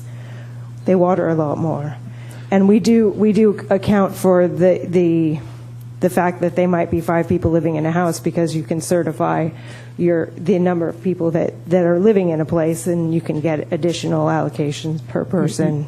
Yeah, but as part of the. I'm sorry, but speaking to that though, the real problem comes in where you have residential over commercial. Yes. Particularly along the Main Street corridor. That is a large part of the very few affordable housing opportunities we have in this town. And the system does not account for a family living above commercial, because the meter is commercial to the building is a commercial meter. Right. So I agree that there's been a tremendous amount of confusion in this town over the last 15 years that I've been here, in that the 12-unit allocation was really a planning number. It was just to say, how much can we build, how much would we use. It wasn't we expected everybody to use, but on the average, the plan, especially on a build-out reductions plan, they picked that number out of the sky. When we started getting into restricting water use, we did it quickly, and it's still not fair to the person who comes here only on weekends to only get 4. I remember we did go to 4 units, but that really is penalizing a couple that wants to come here once a month, and or as a legal vacation rental, they are being surcharged right away. My assumption, and I shouldn't have made an assumption, I thought that the surcharges were going to be unabandoned, but put on abeyance, or there's a word for it, like putting a pause on it. In other words, just not collect those surcharges, because we just changed our rates. One of the arguments I had was that the rates are going to go up, but also the surcharges are going to come down. There's some people that are really, really paying a lot and are being surcharged, I think, unfairly. I would recommend that we what would be the downside to eliminate surcharges? Period. For now, put a pause. That's it. A pause. We want a pause on those surcharges. Go ahead. Speaking to that, I couldn't agree with you more. And if there's a way to do it without unduly restricting the district or otherwise putting the district in some sort of legal jeopardy, I'd certainly be in favor of doing that. The caveat is we are still in a drought. Yes. And we have to monitor this very carefully. And I think the community needs to understand that at any moment we may need to reimpose some of the more severe water conservation measures. So just keeping all of that in mind,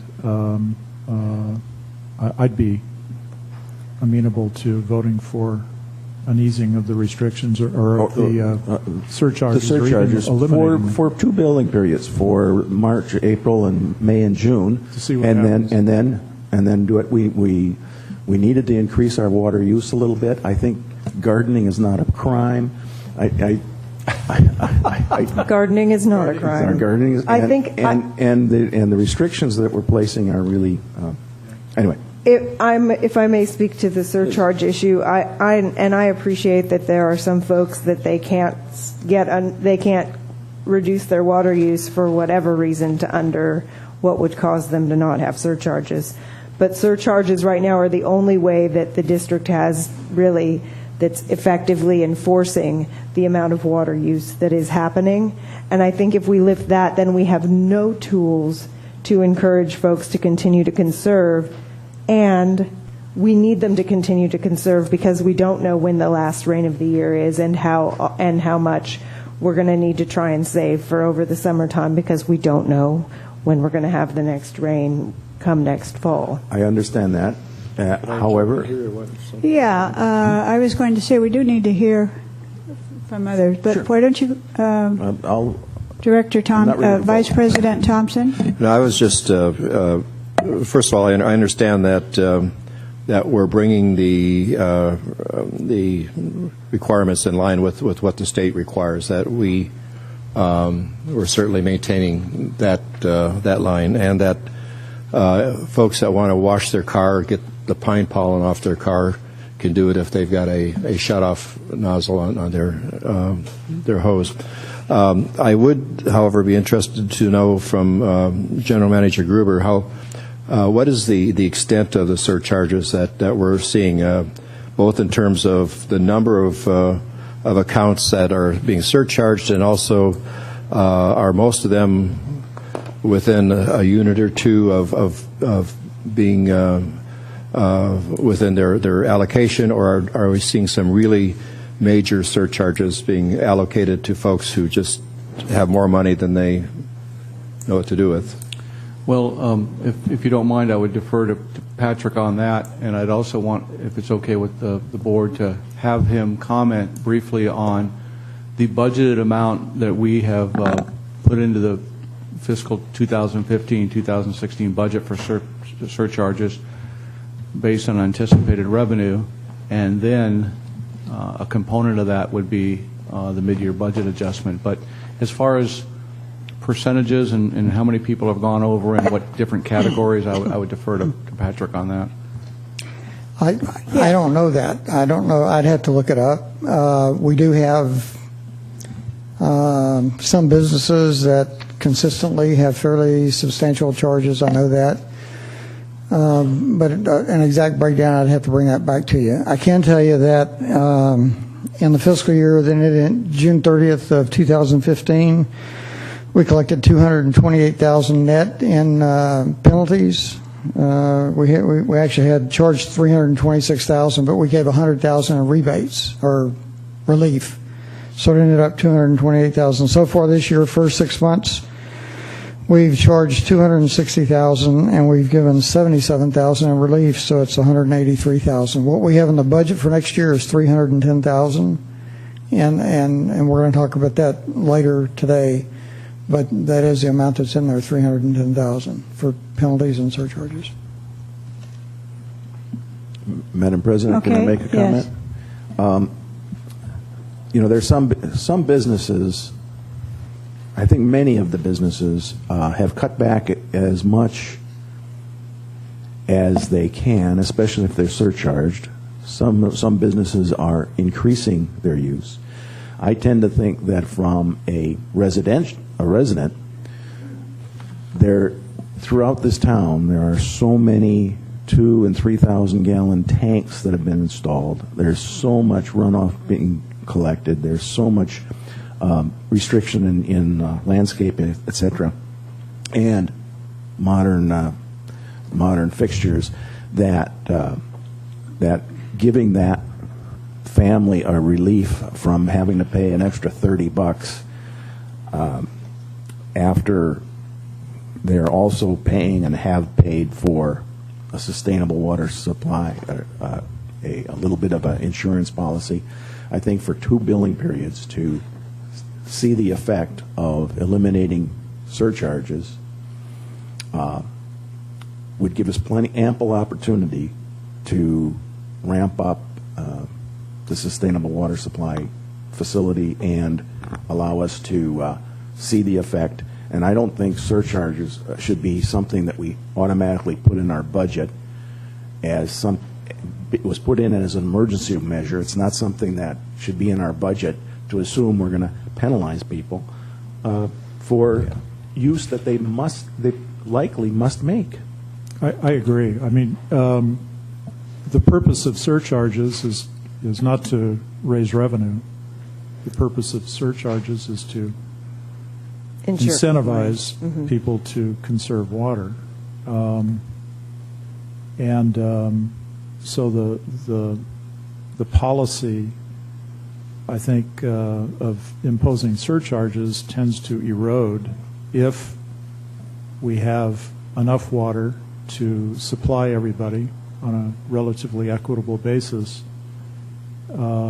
and given the fact that administering this whole allocation system, which is at the root of the surcharges, is just a nightmare.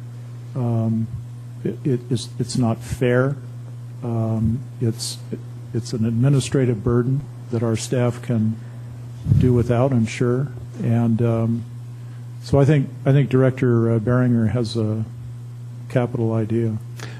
Director Sanders, would you accept a friendly amendment that it's been moved and seconded to move forward with the presentation in front of us, for us to suspend surcharges for the next 2 billing periods and readdress the issue in June?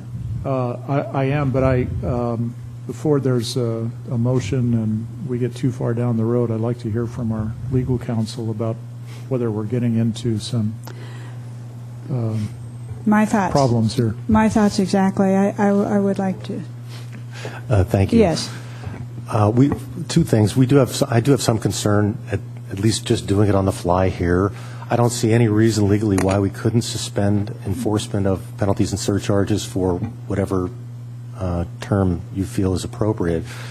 But I think we'd like to have maybe a month to just look at the issue and bring back something clean that you can act on. There's another reason. You know, we have new rates now. I was just going to say that. And we all just realized at the same time that our rate schedule that's actually incorporated into the resolution needs to be revised desperately. It does. Because That's it's what I was entirely going to different than what we have on the books, which is our fault. So if we could just postpone this, perhaps continue the item for a month to our next regular meeting, I'd have a much greater comfort level, and then we could we could take off two birds with one stone. I strongly agree with that. Can I? And yes, go ahead, Patrick. We're done? Yeah. I'm sorry. I wanted to mention we have a programming issue with it too. If you were to pass it today and say on March the 1st we're going to stop charging surcharges, I might have a problem getting a programmer to do that. So we need maybe a little more notice in that. I would like to see it come back.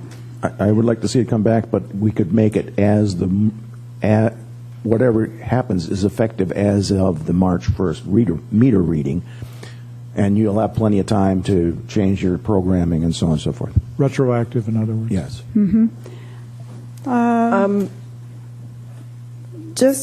So we're going to. I think that the maker of the motion, I would hope, and my second, to table this until the March meeting, and we can get that part clarified. There's also under the commercial uses number 2, under maximum water use allotment, there's a reference to EDUs, which is irrelevant because it's not based on EDUs. It's based on 80% of the previous 3 years in the same billing cycle. So there's just a couple of little cleanup things. So unless you object. Madam President, may I suggest that we proceed with consideration of the resolution that's before us and then table the issue of eliminating surcharges to the next regular meeting, so people can start washing their cars. Oh, that's an idea. Yeah, and that's all we're doing with this resolution. And so we'll have a smaller amendment next time to. Do we have to do a two-step process though? No, it's a resolution. A resolution, okay. Yeah. We can do it at one hearing. Okay, then maybe we call for the vote. Can we do that with the water rate schedule not amended? Can we amend the water rate schedule, this number C under maximum water use allotment? Yes.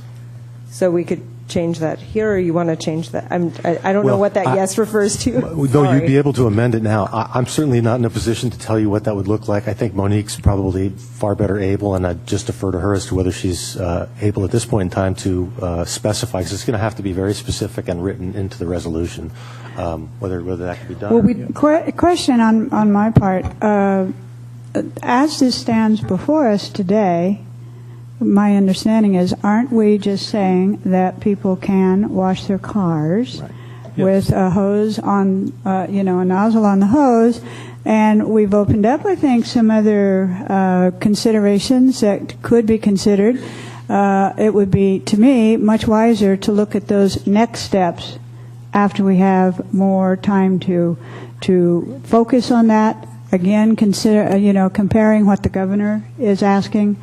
And bring the rest of this, if there are any other further modifications, that we bring that back next month, excuse me. I think we can solve the water rate schedule issue by eliminating that number altogether, because that number C is referring to changing the 6 units to 4, but we're starting at unit 1 is when we're charging for. So we could essentially eliminate that. Am I correct in that?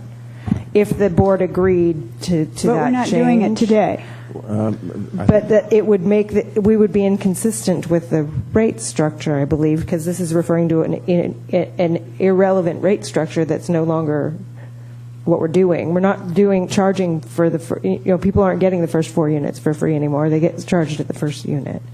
And I'm referring specifically on number C. So are you suggesting that we try to kind of adapt further than what was presented here?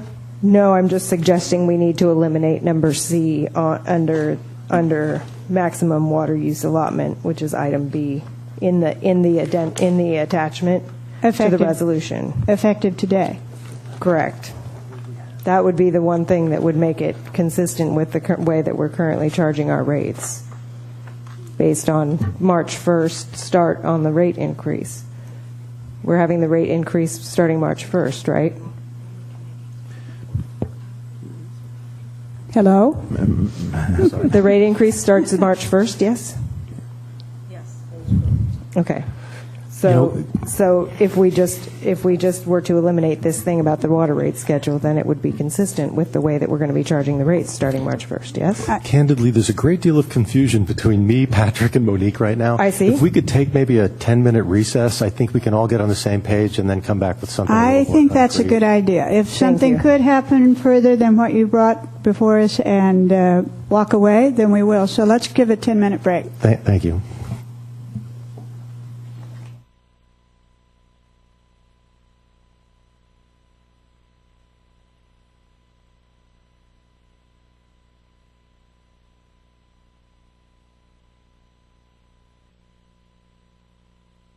Take your seats.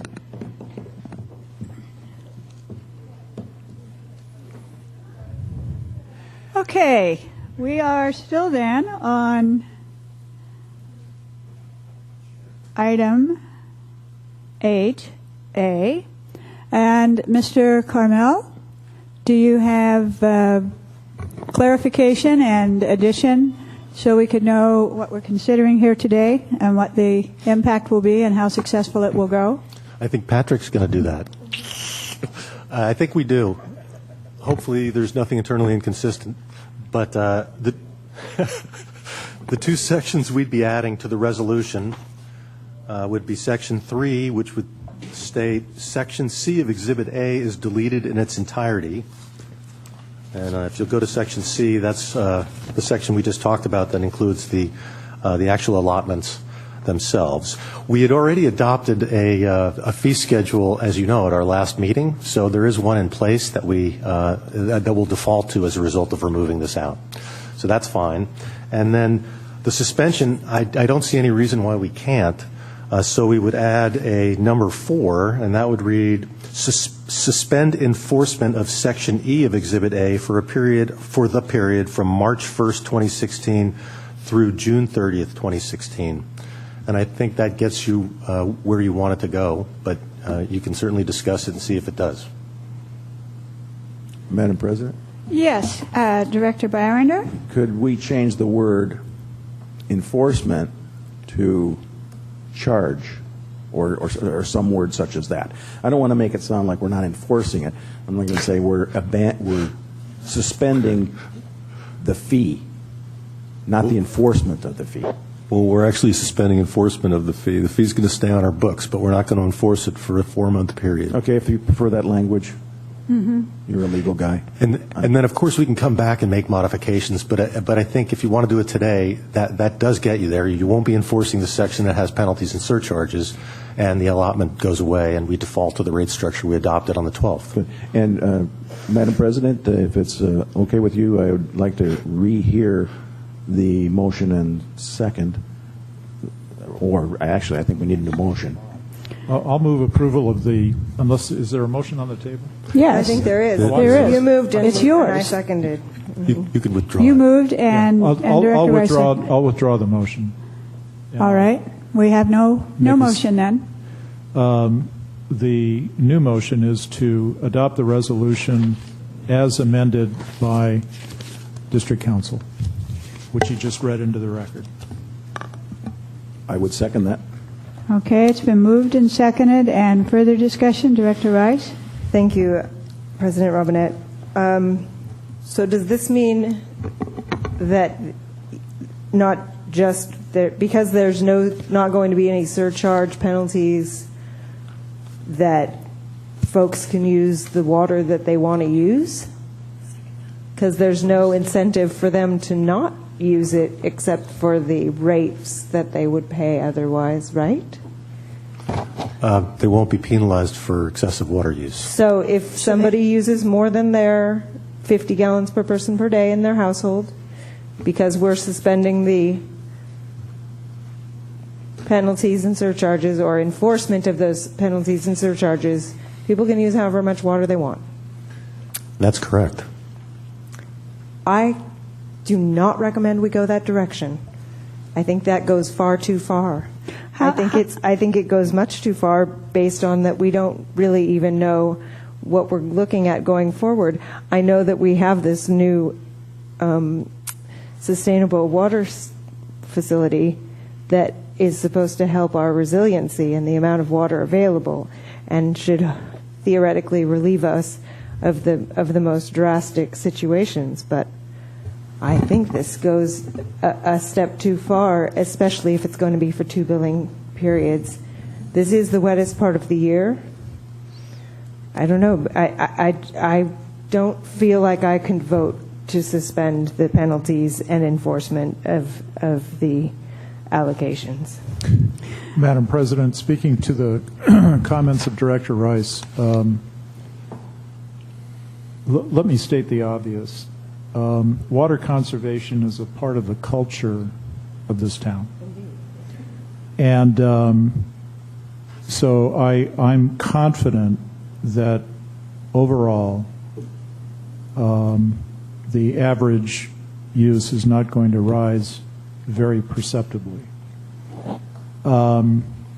If it does, and if we find ourselves in a situation where the El Nino weather effect that we're supposed to continue to experience somehow abates, if it doesn't rain late enough in the season and the wells are not full, we can always come back and revisit this issue. It's just a process of monitoring where we are from month to month. But with the weather we've had, with the weather we expect, and with the tools that we now have at our disposal, I just can't see any margin in continuing with a process that is inherently unfair. And unless we're willing to thoroughly revisit the water allocation process, I just don't see any good public policy reason for continuing the surcharges. I too want to speak. In listening back and forth, and then I want to get back to each of you too. What I heard, and that's where I need clarification now, it seems that when we're eliminating now these surcharges and penalties, that essentially I heard people here with me saying that actually you could use and do with the water anything as you see fit. That's what I thought I heard. Well, you're paying for it. I mean, yeah, you have to pay for it, so theoretically, built into the rate structure that we just adopted is an incentive to conserve water. How does this match with the governor's what the governor wants? Madam President, can I comment on that? We already are well below what the governor wants. We're well below 25% conservation of 2013. Mm-hmm. The people that are paying surcharges now, that are abusing the system, they can afford it, and it's not mattering. Where it matters is the blatant unfairness of a surcharge to someone that has a water leak, people that have the wrong allocation, and so it eliminates, it's not going to eliminate abuse, but it makes a fair policy and with a new rate structure, and I am also chagrined to see that we had planned this tax for the next budget, and we'll talk about that later. But I think it doesn't change the fairness.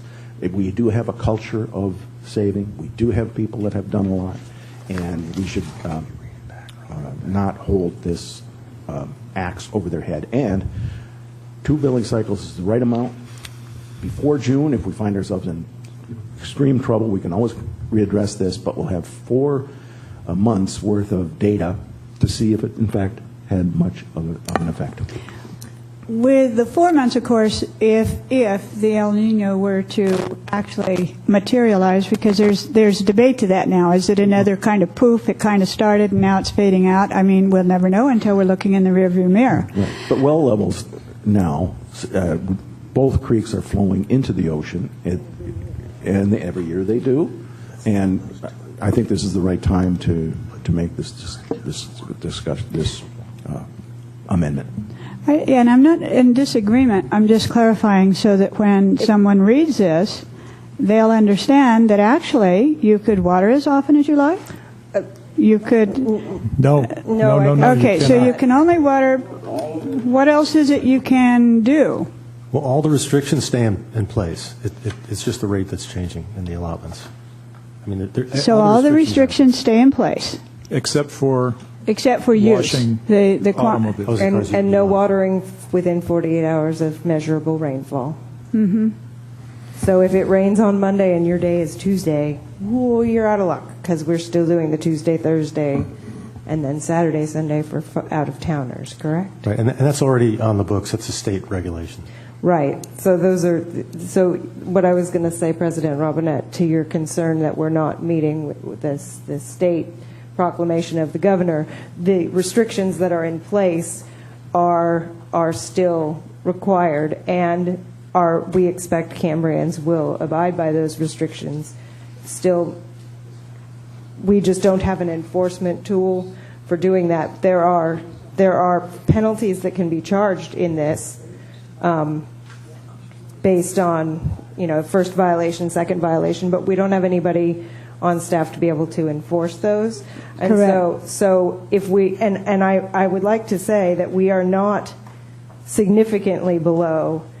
If you look at the November-December billing, we're at 68% of 2013, which is not significantly below, not as much as it was back in May, June, or last year when we were in the 50% range.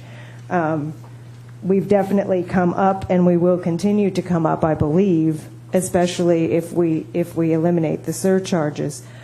I think that we've addressed fairness issues pretty thoroughly in the way that we determined how we were going to do the allocations and how we were going to determine the commercial surcharge levels. There are folks that are going to constantly abuse the issue. I remain concerned if we lift this before we really know. I understand people want to have the relief, and I agree that having the surcharge penalties be part of the budget is very troubling. Patrick's trying to get to what numbers we actually are looking at, but I think that we shouldn't be expecting that we're going to have penalties.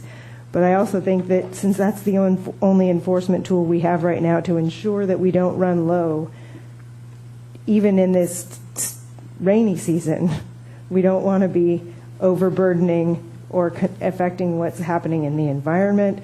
We don't want to have to be turning the sustainable water facility on unless we really need it.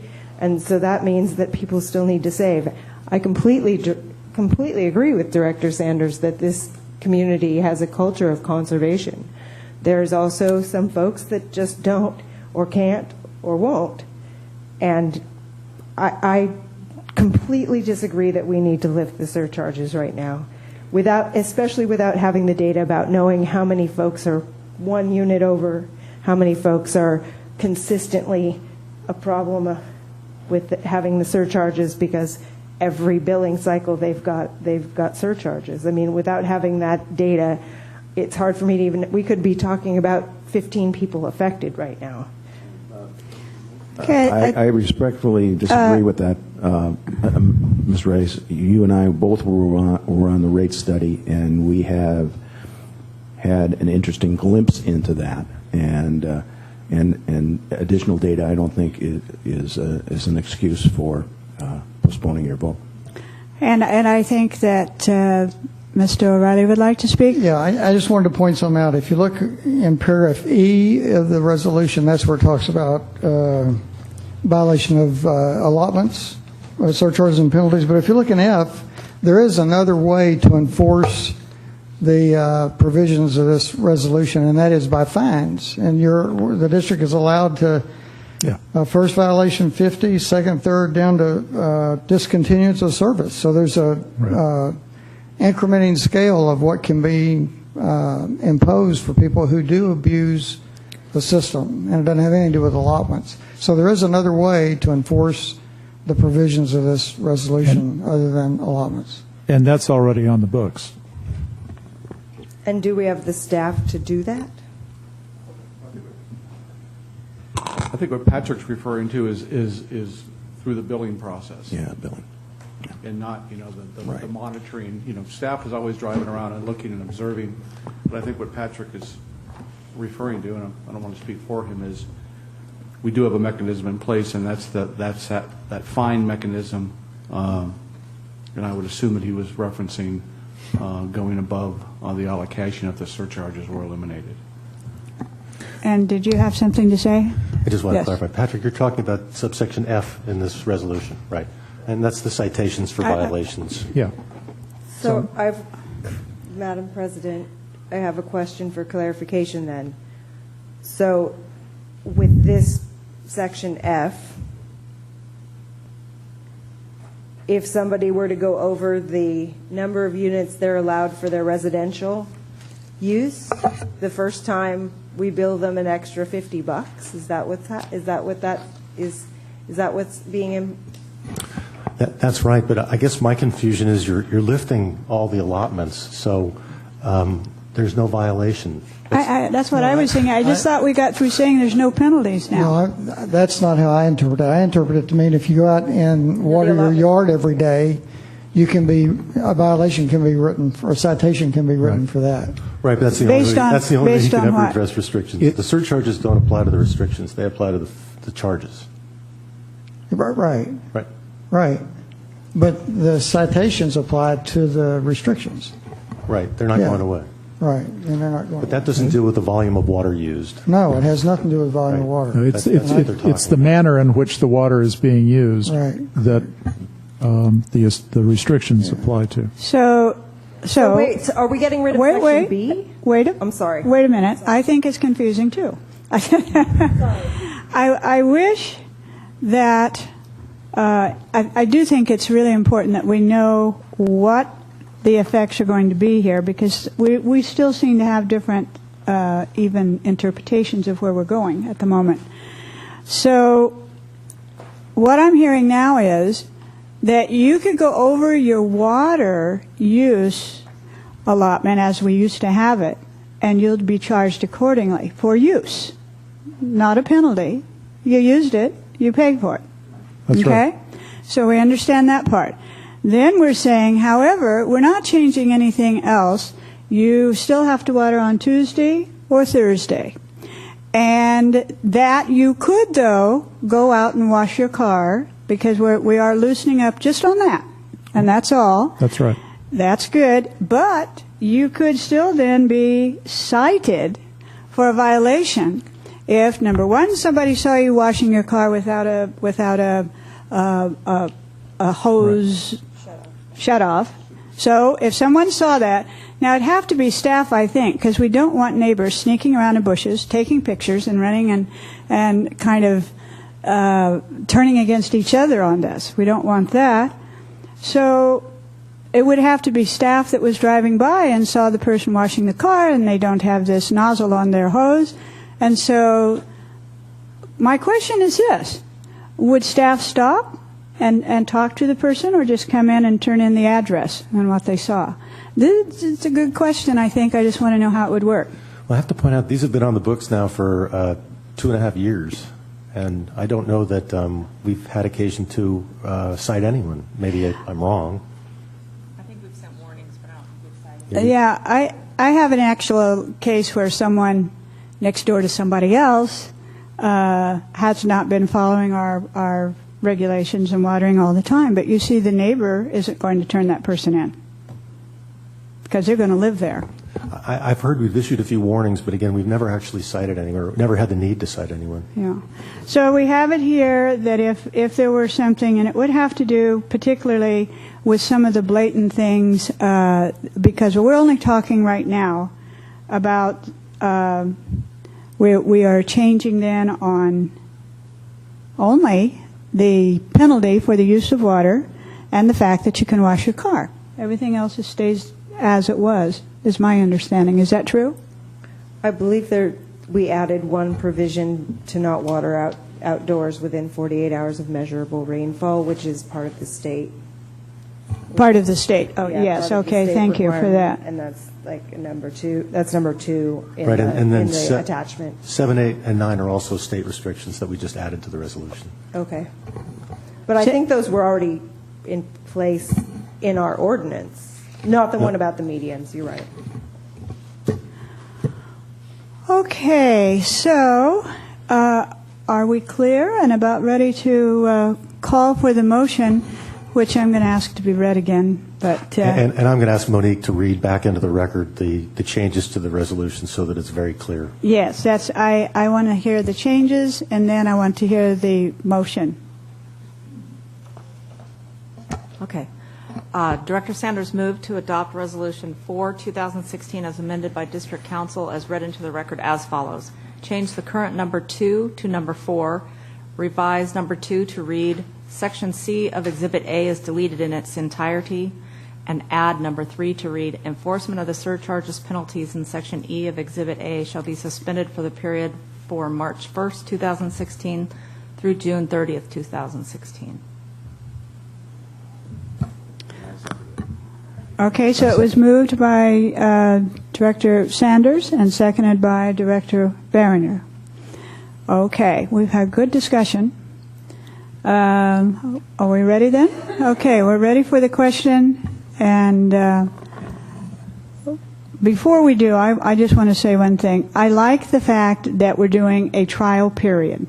This is not just going on. We will evaluate at the end of this time. Everything else is staying in effect. And Cambrians have, I believe, out of concern for our community, have been conserving with great amount of consideration. I don't think it's this that keeps people from overusing water. I think it is caring about the community. I looked at the January use of water, and here we were. 2013 is the baseline year. 2014 we were low. 2015 we were lower. 2016 in January we're still lower. And so people are not giving up on these practices at all. I do believe it's like, you know, if you walk the walk long enough, then it becomes your habit. And I think when we do the good things we're doing for conservation, it becomes your habit. And habits become effortless. And so that's my belief in what Cambrians are doing. Okay, we are ready for a roll call vote. Director Sanders? Aye. Director Barringer? Aye. Director Rice? No. Vice President Thompson? Aye. President Robinette? Aye. Motion passes 4-1.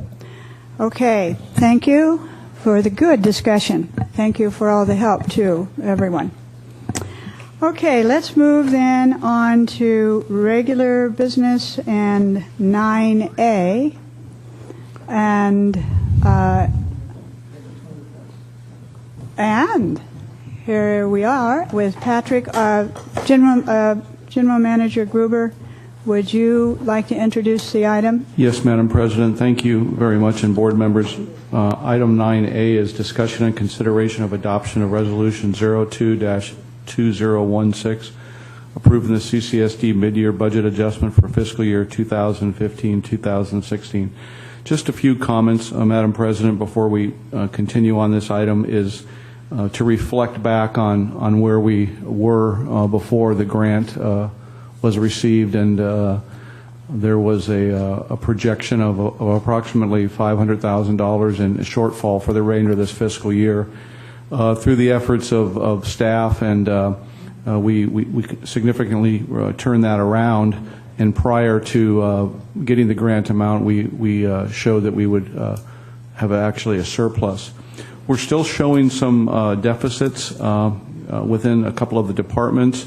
If you remember, as part of the budget process for 2015 and 2016, the board approved those deficits, specifically in water and wastewater. Staff has worked really hard with the budget committee over the last month to put the mid-year budget adjustment together. As I indicated in my general manager's report, we're doing better than we're continuing to strengthen financially. But I think as we look at the long-term financial outlook for the organization and understanding the needs that we have, specifically for infrastructure improvements, that's always been my mantra. I think that we still have a great deal of things to do. And if you look at the needs out on the ranch and the fact that we need to eventually, hopefully soon, replace a fire engine, I don't want us to feel a sense of too much comfort. We have reserves, obviously, but I would like to continue to build upon those. So with that, I'll turn it over to Patrick and let him present the mid-year budget adjustment. And then if there's any questions you have, and I think he distributed an amendment to you. Did the board receive that? Yeah, the last pages 14 to 16 of attachment 2. Yes, pages 14 and 16 are not in your board packet, and Patrick distributed those, so that's an important part of the packet. So with that, I'll turn it over to Patrick. And there are, I'll just mention, there are copies of the budget out on the table in the lobby if members of the public want one. Madam President, member of the board, we're presenting a mid-year budget review. The bottom line is in the general fund, there's no net change. We're recommending some changes between departments, but it's still a zero-based budget or a non-deficit budget. In the wastewater fund, we're recommending an increase in the budget deficit of $33,000. In the water fund, we're recommending a decrease in the budget deficit of $98,000. In the Santa Rosa Creek Project Fund, there's no change. And in the Sustainable Water Facility, there's an increase in expenditures of $173,000. Talk about each one individually real quickly. First, this analysis doesn't take into consideration the fact that we just approved increased rates beginning March the 1st. We anticipate in the water fund, in addition to what we show here, that we'll have revenues of about $50,000 for the rest of the year, in addition to what's shown. And the wastewater fund, probably about $25,000 or $30,000. Of course, what we just did by eliminating the collection of penalties is we probably reduce the penalty revenue around $100,000. So the net there'll be a net deficit or change of about $50,000 when you consider both those things. In the fire department, staff's recommending an increase in budgeted revenues of $20,000, and that's due mainly to the fact that we expect to start getting reimbursements from the SAFER grant before the end of the fiscal year. And we're going to recommend that expenditures be increased by $112,000, which will bring the total budgeted deficit to $91,000 in the fire department. Personnel costs are projected to be $134,000 less than originally budgeted because we haven't had a fire chief for most of the year. However, $210,000 has been added to the budget for the CAL FIRE contract. Facilities and Resource Department, staff recommends decreasing budgeted revenues by $8,000 and decreasing budgeted expenditures by $31,000. That will result in a surplus for the year of $23,000, where it was a net zero before. Revenues are decreased because Vets Hall rents are not as high as projected, and salaries are decreased by $38,000 because we had a vacancy in there for many months, which we just filled in the last few weeks. Park and Recreation Department, there's only one change. We had an expenditure for about $6,000 for resurfacing the parking lot here at the Vets Hall, and it was budgeted last year. It was completed last year, but we didn't receive the invoice until October, so we had to pay for it this year because the books had been closed for last year.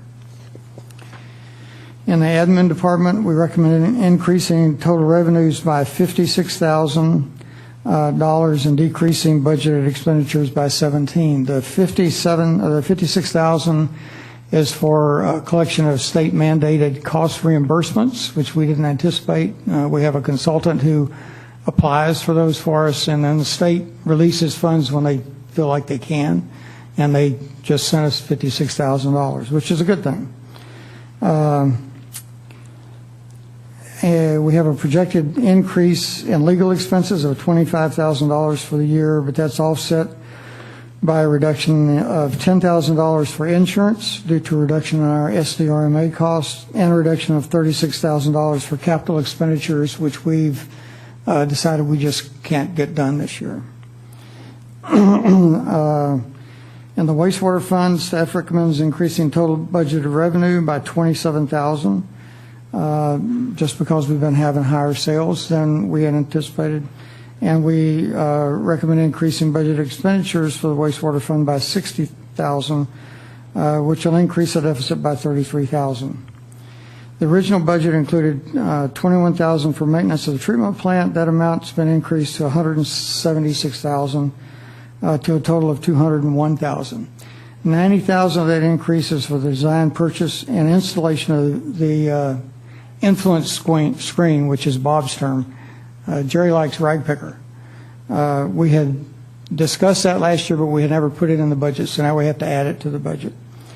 The remaining $85,000 is for emergency safety-related items that have recently been identified and really need to be done. So we've included them here, although it increases the budget.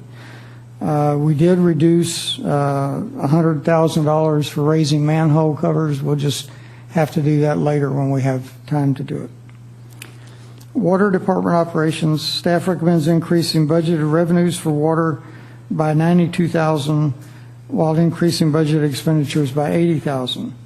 That will decrease the budget deficit by $12,000. Water sales are projected to increase by $61,000, and I had that water penalties were projected to increase by $14,000. That's changed now.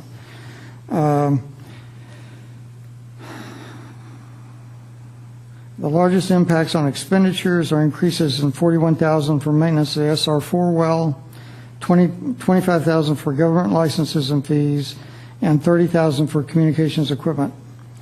Those increases are partially offset by decreases of $64,000 in staffing and $70,000 in miscellaneous professional services. The water fund, the SWF cost recovery budget, we're recommending an increase in budgeted revenue of $35,000 due to higher water use than projected. At the same time, we're recommending a very small increase in expenditures of $3,000 for electrical utilities. The end result is a projected increase in the surplus for this area of $32,000. Water's SWF operations, we're projecting a decrease in revenues of $57,000, which is not really projection because we've collected all the money that we're going to collect, and we know that it's $57,000 less than what we budgeted. Revenues were simply overstated in the original budget. Similarly, original cost estimates for operating supplies, treatment account, monitoring, and lab testing were all overestimated. And although operations stopped on December 31st, costs will continue to be paid for several months as invoices are received, but staff still estimates that the deficit will be reduced by $167,000 from the original budget, reduced to $167,000 from the original budgeted deficit of $221,000. So it won't be as bad as we originally thought. The Santa Rosa Creek Emergency Supply Project, there's no change to this budget at this time. The Sustainable Water Facility Project, the funds available remain the same at $13,321,000, and staff recommends increasing total budgeted expenditures by $173,000 to a total of $12,910,000. That's basically my presentation. I'm glad to answer any questions. Thank you very much. And Director Sanders? Question. Patrick, can you go back over the adjustments to the fire department budget one more time? I'm not sure I understood it. Okay, we're increasing revenues by $20,000 because we're going to, once we hire the Safer Grant employees, we'll start applying for grant proceeds, and we expect to get about $20,000 this year. So the revenues go up by $20,000. We're recommending expenditures be increased by $112,000, which will bring the total budgeted deficit to $91,000. Total personnel costs are projected to be $135,000 less than originally budgeted because of the vacancy of the fire chief position for most of the year. However, that's going to be offset by $210,000, which has been added to pay for the CAL FIRE contract if they're here through the end of June, and we expect they probably will be. In addition, vehicle repair costs are projected to be $22,000 more than originally budgeted due to the aging vehicle fleet, and they've done a lot of work on the primary fire truck. And legal expenses are expected to be $24,000 more than originally budgeted. And there's two reasons for that. First, there were $14,000 in expenses budgeted last fiscal year for labor negotiations with IEFF that weren't paid last year. So we had to pay them this year. It took us a while to get the invoices. And then the second is that staff anticipates $10,000 in fees to be incurred this year for ALS negotiations. And if you wanted to look in more detail, we could actually go through each item on the budget. No, that's okay. Just one follow-up question. Yeah. The $112,000 increase is attributable to additional staff on account of the SAFER grant hires? No, the 112 is mostly due to the fact that we had to add 210 for CAL FIRE because that wasn't in the original budget, and then we took out 134 for the fire chief. Got it. Thank you. Any other comments, discussion? I have a question. Mr. Patrick, today we approved work completed in conformance with the plans and specifications. Is that 5% funds? Is that in your budget? I didn't see it. Actually, if you look,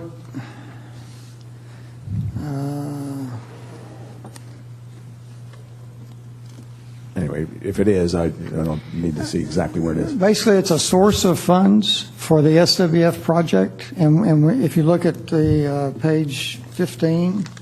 Yes. Actually, I'm sorry. Page 14. At the very top, it says SWF one-time revenues, and it says Proposition 84 IRWM project. That $219,000 is included in there. Okay, I see that. And also, just for clarification, on page 15 for the regular coastal development permit, we have future mitigation measures of $1 million. That's correct. And we probably have no idea what it's going to be, but I'm glad to see that in the budget because we anticipate some, and I think the public just doesn't know that that's in the budget, and I just wanted to point that out. Okay. It's a very good, very comprehensive report. Thank you. Director Rice? Just a question. I don't know if there's any public comment on this item, but I just have questions right now. I'm looking at page 2 of Exhibit B. There's a $25,000 expenditure in the fire department report for employee recruitment. What page? Page 2 of Exhibit B. Oh, okay. Is that the $25,000 that we didn't? Yeah, so we won't be. So we're actually, the fire department won't be as far in the. That's correct. Theoretically. That's correct. Thank you for That's taking care of that. And then the other question I have is on page 12, Exhibit B, related to the sustainable water facility. There's an item called baseline MON, which I'm assuming stands for monitoring, that looks like it's been reduced by $45,000. It seems to me that we need to make sure that we're doing all the monitoring, not just that's required for the agencies, but that's required to protect the environment. So is that reduction in it going to affect our ability to do the monitoring that not just that we're required to do, but that we should be doing for EIR purposes and various other? My understanding, talking to Bob Gressens, is that when we developed this budget, we weren't really certain what the monitoring requirements were going to be, and that as we've gotten into it and gone through one operational cycle, they were much less than what we had anticipated, and that the current budget is adequate to provide the monitoring that we're aware of right now. Doesn't mean it won't change next month, but what we're aware of right now. Yes, Madam President, that's related to the AMP, which is the Adaptive Management Plan, and there were biological monitoring requirements for that, and we took a very conservative, aggressive approach on that. We wanted to be good stewards, and so we put more in the budget than we anticipated. It looks like those funds aren't needed, but we're continuing to monitor in accordance with both of our permits and meeting all the necessary requirements by the regulatory agencies. To get a better handle on the biological monitoring, that'll really be part of the conditions of the regular coastal development permit that'll ultimately be given to the district, and there'll be conditions within that for biological monitoring. The encouraging part is if that biological monitoring continues, just like our sampling, to result in good results, then that's a cost that we can continue to hopefully go down. Right, and while I am as sensitive as the next person to any additional costs and don't like to see extra costs, it concerns me that we're not, because there are conditions that may be coming up with the regular coastal development permit. I just want to make sure that we're not just meeting the bare minimum, that we're actually protecting our this is our neighborhood, you know. I don't want to be just meeting the basics. And it looks like the lab testing just from this past month, like the expenditure report alone, which was $36,000 to Abalone for their lab work on our stuff. I just want to make sure that we're not underestimating. And I know Patrick's very careful to not do that, so we end up in a bad situation. I just want to make sure that we're not shortchanging the environment just to save some money. Yeah, we're not cutting any corners in that. And matter of fact, as I look out forward to the Sustainable Water Project, the cost reductions in sampling and biological monitoring related to the Adaptive Management Plan, there's a direct correlation to the enhancement that we're providing to the environment. So on the flip side of that, I would say that because of the mitigation water and because we're improving that creek and we're improving that lagoon, would really result in enhancement to the environment. So I think that I absolutely understand what you're saying, and I think what we'll see is continued environmental enhancements related to this project. So thank you, President Robinette. If I may follow up really quick, will we be seeing a report on the biological monitoring anytime in the near future or far future? Or we can whatever the board's desire is. I mean, if it's something that you want to put on the agenda, even the reports that have been generated to date, and to go over those and discuss those, so you have a better understanding. If that's the board's desire, staff would be more than happy to provide that information to you, and not only just provide it to you, but explain it to you. Okay, we have a request for public comment on this item. Jerry McKinnon.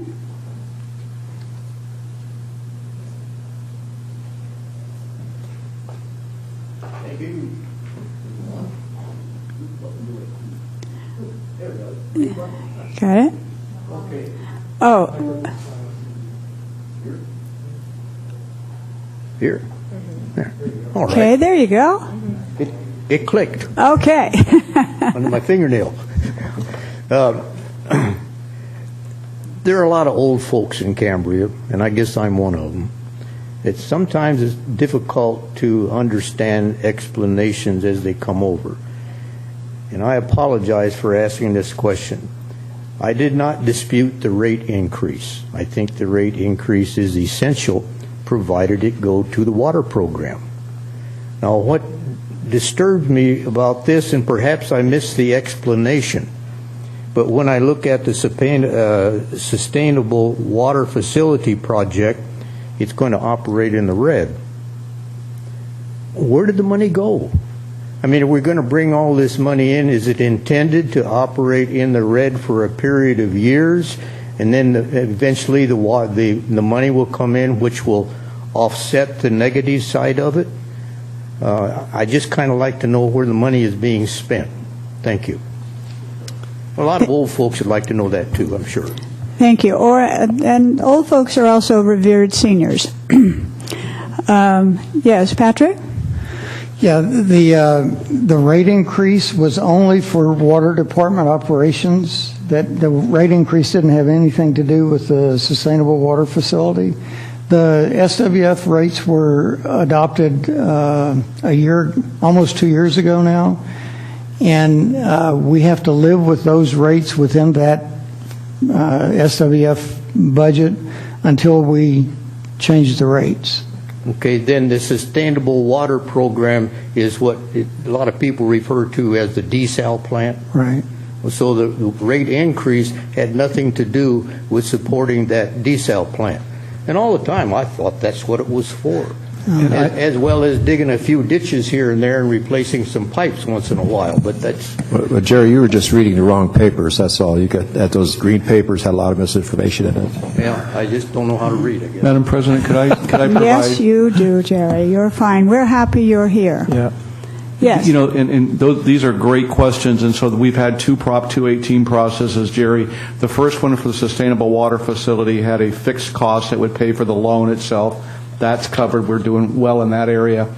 And the cost estimates for the Sustainable Water Facility from an operational perspective were derived before we designed and built the facility.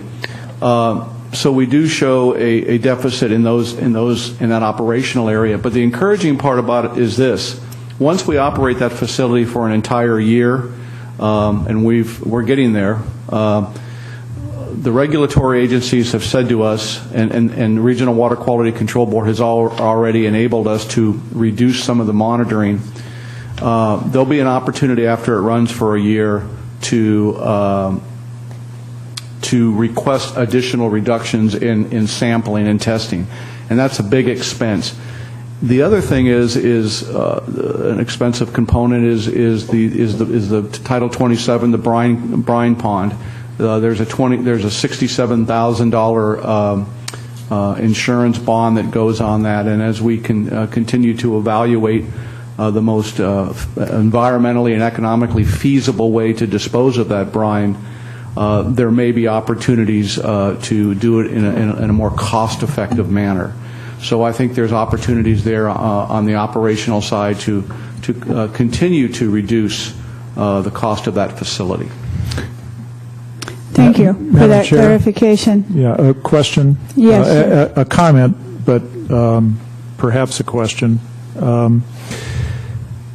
Correct me if I'm wrong, but we don't segregate for purposes of water sales the revenue produced by the water, the revenue from the sales of water produced by the SWF.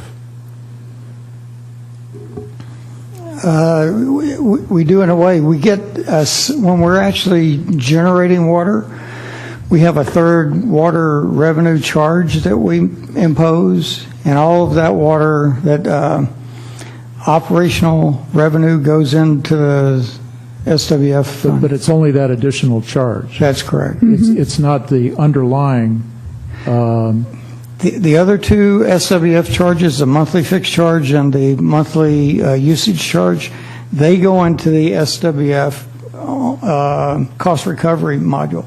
Okay, but I'm trying to get to Jerry McKinnon's question.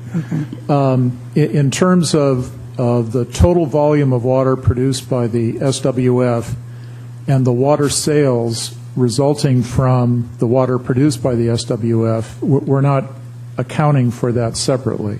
Is that correct? I'm not sure I really understand the system. No. I mean, it all just goes into the water fund. We sell water, the water goes into the water fund, or the revenue goes into the water fund. Well, that's true if you consider the SWF part of the water fund, which it is. Yeah. But when we got that loan, we committed certain revenues to pay off that loan. And so those revenues, although they're in the water fund, they're committed to the SWF so that we can pay the loan back. No, we have to do that. I understand that, but if you get a somewhat distorted picture, it would appear just from a superficial glance at the budget that the SWF loses a great deal of money. But it doesn't really, because there are revenues associated with the SWF that aren't separately accounted for. Is that right? I don't think so. I'm not sure I understand your question, but all the SWF revenue goes into the SWF. The water that is produced by the SWF just gets commingled with all of the other water that we sell. Right. Okay. Right. So if I turn on my tap, I just get a bill for water, whether it comes from the SWF or whether it comes from the wells. That's I true. pay my bill, the money goes into the water fund. Right. Okay. So if you accounted separately for water sales resulting from water produced by the SWF, and you had a line item for that, the picture might be different in terms of the cost effectiveness of the SWF. Well, I have to disagree. We account for water revenue in the SWF based on the resolution that said you can charge this X amounts for the water you sell for support of the SWF, whether it comes from there or not. And so we get all of those funds, the three sources of revenue in the SWF are fixed charges, monthly charges, and operational charges. And those three charges go to the SWF, all that revenue, and then all the expenditures in the FDBS are recorded there. And in fact, we have a deficit now. Okay. Discussion to be continued later. Okay. And maybe I can understand it differently. Thank you. That's it. Okay. Yeah, well, that's for sure. That's why my wife balances the check. Yes, but I appreciate the question, and then I appreciate the dialogue, because I want everyone to really understand, the funds that are really earmarked, specified for the sustainable water facility, and those that are out the tap here in the community too. General Manager Gruber. Just one last comment, Madam President, is again, we continue, and as you look at the water and wastewater supervisors' reports every month, we're not idle. We're continuing to make improvements each and every month. So that results in deficits, and the board historically has been absolutely supportive of those continued efforts. The pumps, the motors, the blowers, the electrical safety improvements, all those things. So we'll continue to address and resolve infrastructure deficiencies. One last thing in the fire department, as you can see, maintenance on their rig, not the older rig, maintenance on the rig has gone up considerably more than they anticipated. Their primary rig right now is about 10 years old. Correct me if I'm wrong, Patrick. So as part of the budget process, we need to figure out how to get them another fire truck. Now, Emily's applying for a grant. Patrick and I will bring the budget committee some recommendations on those funding mechanisms. But there is a 6 to 8 month period of time to get that truck ordered and delivered, and it probably is going to require some seed money. So I just want to bring those things to your attention. But we continue to make improvements to the facilities, this facility, and our infrastructure. So.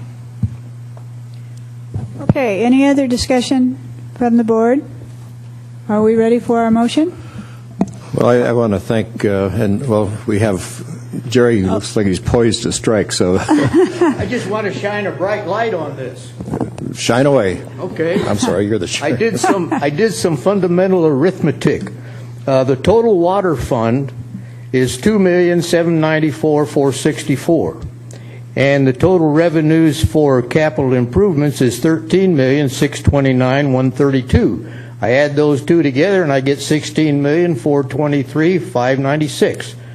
If I take the expenditures from the total water fund, $3,108,624, and the expenditures for the capital improvements of $13,304,243, it comes to $16,412,867. Now, if I subtract that $16,412,867, which are the expenditures, from the income of $16,423,596, I come up with a surplus of $11,729. So, go figure. Figures don't lie. Sometimes liars figure, but at any rate, that's the bright side. Thank you, Jerry, for that enlightening discussion. You lost me about the $12 million mark, so whatever it was. Okay, At any rate, Vice President Thompson. I would like to make a motion and thank Patrick and staff on behalf of the Budget Committee for a lot of hard work in getting the mid-year adjustment material together. A lot of numbers, a lot of work, and we think you did a terrific job in making things look as rosy as Jerry described. So with that, I would like to move that we adopt the proposed adjustments and adopt Resolution 02-2016, approving the CCSD mid-year budget adjustment for fiscal year 2015-2016. And as the second half of that ad hoc committee, I would also like to share my appreciation for the work, and we appreciated many hours that went into that, and I would like to second that motion. And Director Rice? There's so many numbers here. This budget adjustment, will it result in the end of the year as us writing bad checks? I mean, realize we have some money in reserve, not in reserve, in the LAIF, we have some extra money that's can cover some of these expenditures. I just want to know what I'm approving. Am I approving a budget that essentially is going to have more expenditures than the revenues? In some cases, that's correct. That's the way it's budgeted. Overall, entire district. Like bottom line. Thank you, bottom line. Yes. Yeah. So I would be approving because the general fund is zero balance. Right. And the water and wastewater fund are both deficit balance. But not that we can't. We have over $4 million, almost $5 million in the bank. We can cover the difference in the expenditures and revenues. I just wanted to know if I'm approving a budget that has more expenditures than revenues. No. And those are overall. But we have funds to cover that. But we do have funds to cover. Okay, correct. but I just want to make sure that I understand what it is that I'm. And Director Rice, I appreciate that question, because as part of that budget ad hoc, we have actually this year, in my assessment of watching this, we have gone from pretty nervous-making picture to now we have regained that, whatever we like to call it, reserve or whatever. But it's something that I know that both Vice President Thompson and I really keep a very protective eye on that particular balance, because we got dangerously close to it being not enough. And so the reassurance and comfort is that if all the revenues and all the expenditures don't quite match, we have that fallback, but we want to keep that whole this time too. So I appreciate your question. Director Barringer?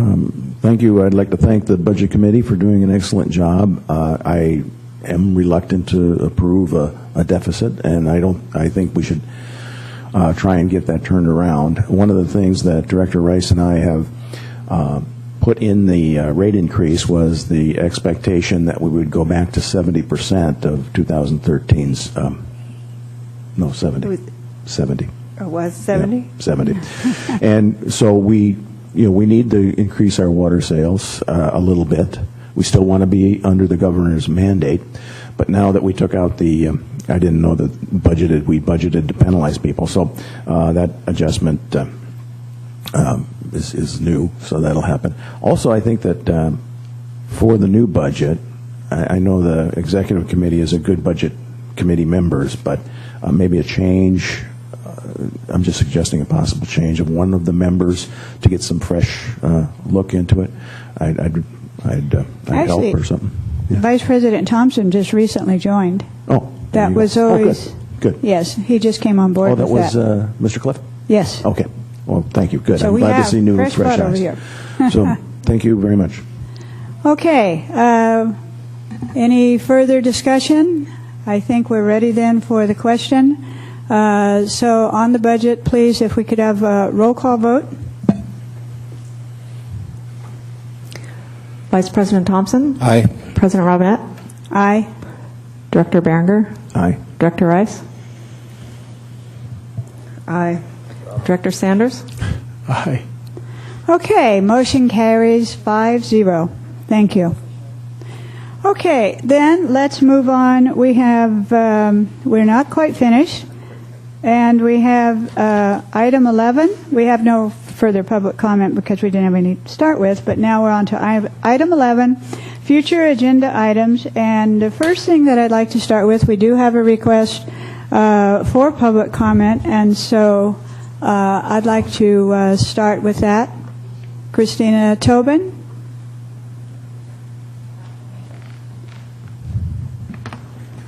Hello, I'm Christina Tobin, founder of the Free and Equal Elections Foundation, and I'm coming up here to follow up on the meeting before. At the last meeting, there was a vote 5-0 ruling to change the time of these meetings to the evening.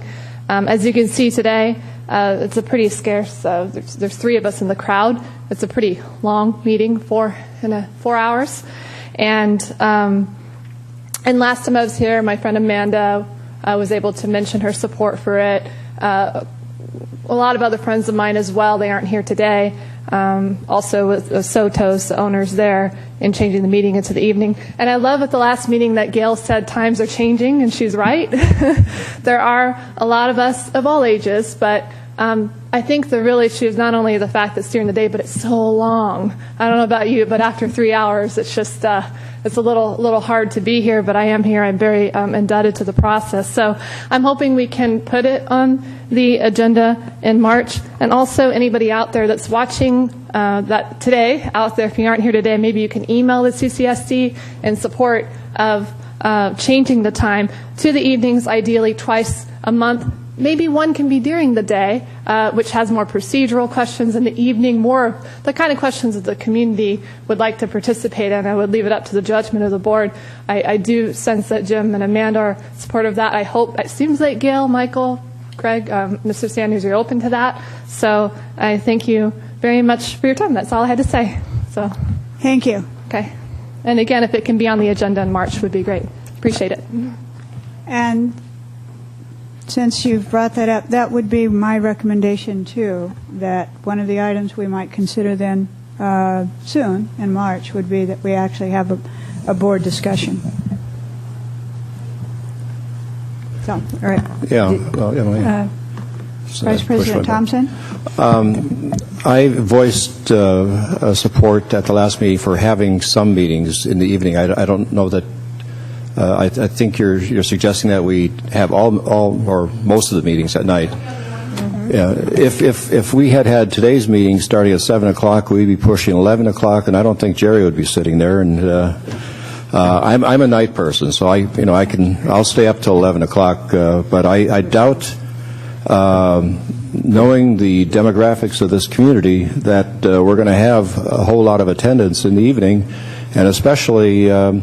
And my concern would be disenfranchising those folks that would come to a meeting in the afternoon, but would not want to be out at that hour. So, respectfully, I think that's a discussion that'll be the discussion we need to have once it's agendized in March. Actually, you're correct, and I stand corrected. But I think what we're just wanting to do at this point, because actually to when we want to actually agendize something, we have to put it before a vote for the board before we decide anyway. So I would like to see it in March, actually, that we would actually have a motion for that today, because we can't take any formal action except to ask staff to place the matter of business on a future agenda by a majority vote. So I would recommend March, if there's a second. Yeah, I would second your... Okay.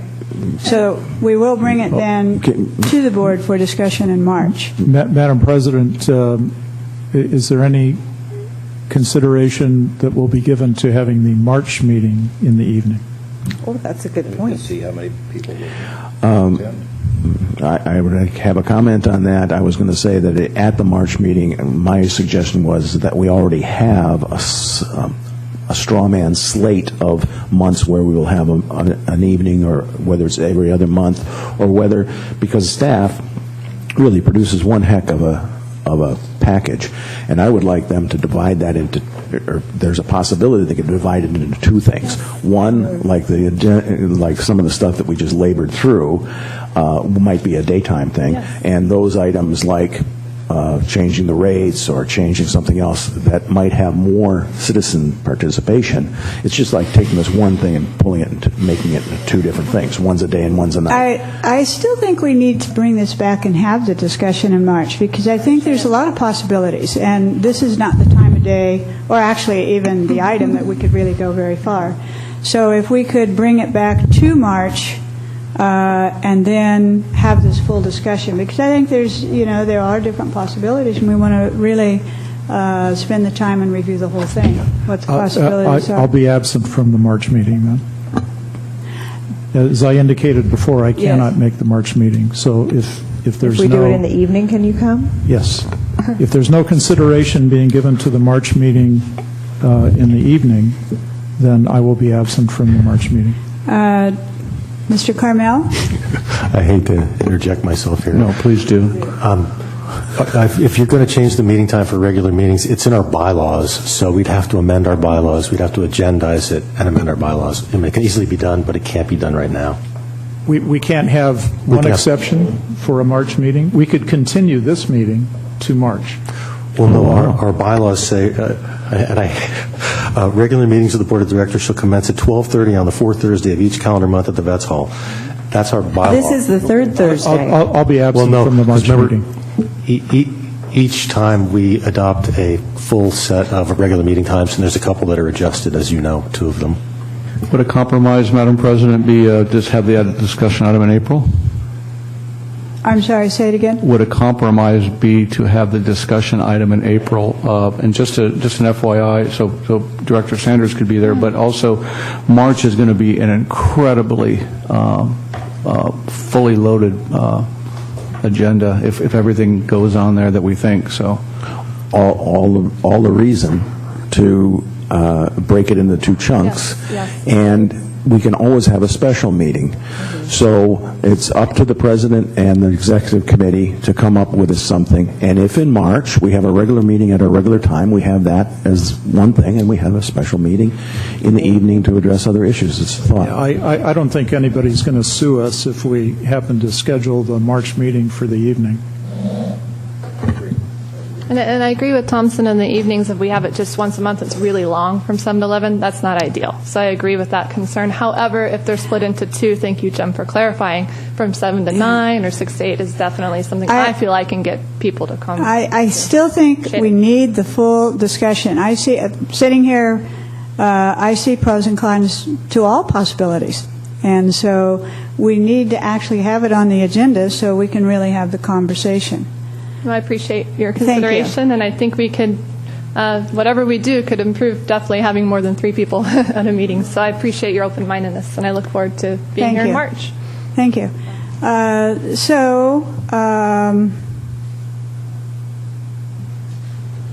We have a motion, and to bring it back in March with a second.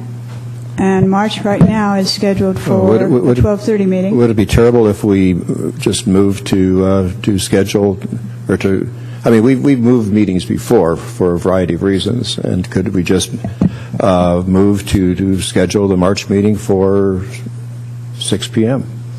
Move the time.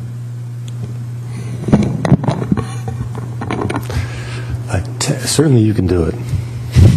Technically, you'd have to amend your bylaws to do it.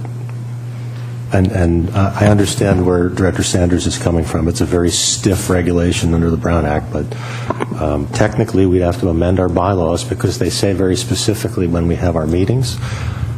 Now, of course, you can have special meetings at any time. The President could call a special meeting. Special meeting, yeah. Cancel a regular meeting. You know, if we're going to get technical, the meeting could be convened at 12:30 and continued to 6 p.m. or 7 p.m. I would be here's another thought. That's a great idea. I'd be a quorum on that. Here's another thought. What date are we talking about in March? The 24th. For some reason this month, we moved our February meeting is not on the fourth Thursday. So we're able to do that, correct? We approved the calendar at the beginning of the year. Okay. The calendar doesn't have time on it. It just has a date. Bylaws do. Okay, it's good we save these weighty discussions till the last item.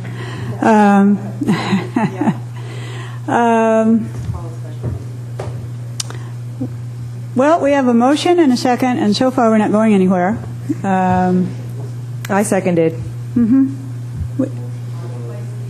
To place the meeting time on the March agenda, which would require bylaws revision. Yes. I call the question. So let's hear the motion again then. May we hear the motion again? Yes, President Robinette moved to place the meeting times on the March agenda. And seconded. Seconded by Director Rice seconded the motion. Can I have a little discussion? Yes.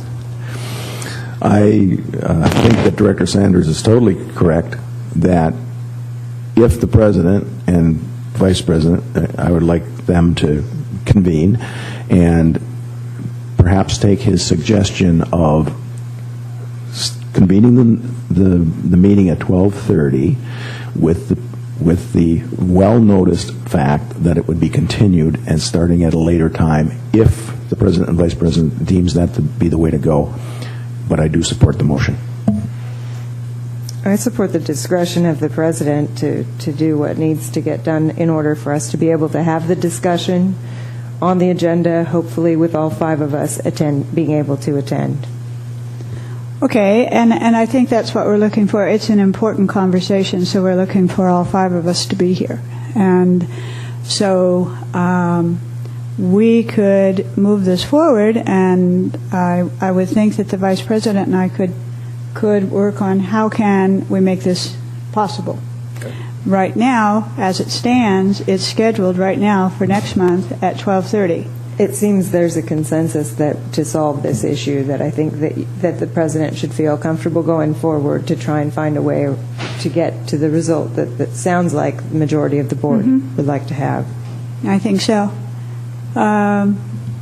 Do we need to even vote then? I'll withdraw the motion. All right. Okay. So, okay, any other items? Yes, sir. Madam President, every 3 months I'd like to bring back a status update on the goals of the board. I think that's important. I don't think once a month is too much. So in March I would like to bring back the goals as a regular agenda item and kind of update you on that. Separate from my general manager's report because I think it needs some good dialogue, especially relating to the EIR, regular coastal development permit, and the improvements to the wastewater treatment facility and the East Ranch. Those are, if that's okay with the board. Otherwise, I'll just incorporate them into my general manager's No, I report. think it's an excellent separate item discussion. That's my opinion, because those are the goals that we've continued from last year, and on all three goals, we really do need to see progress reports periodically. If I might, President Robinette, I too really would appreciate those kind of updates. 3 months would be the April meeting, though, because we approved them in January, at the end of January, so that it hasn't even been a full 3 months by the time March meeting comes around. So maybe in April, if you're saying that March is already overburdened with items. Yes, March is a full meeting, so then it would April seem be like fine. April, do the month after the quarter ends, seems like. Sure, I think if that's agreeable. That's very agreeable. Okay, do we have any other comments, Director Ballinger? Are we going to? Okay, all right. Okay, ready, set, go. Meeting adjourned. Let's beat And the we are traffic. moving to closed session.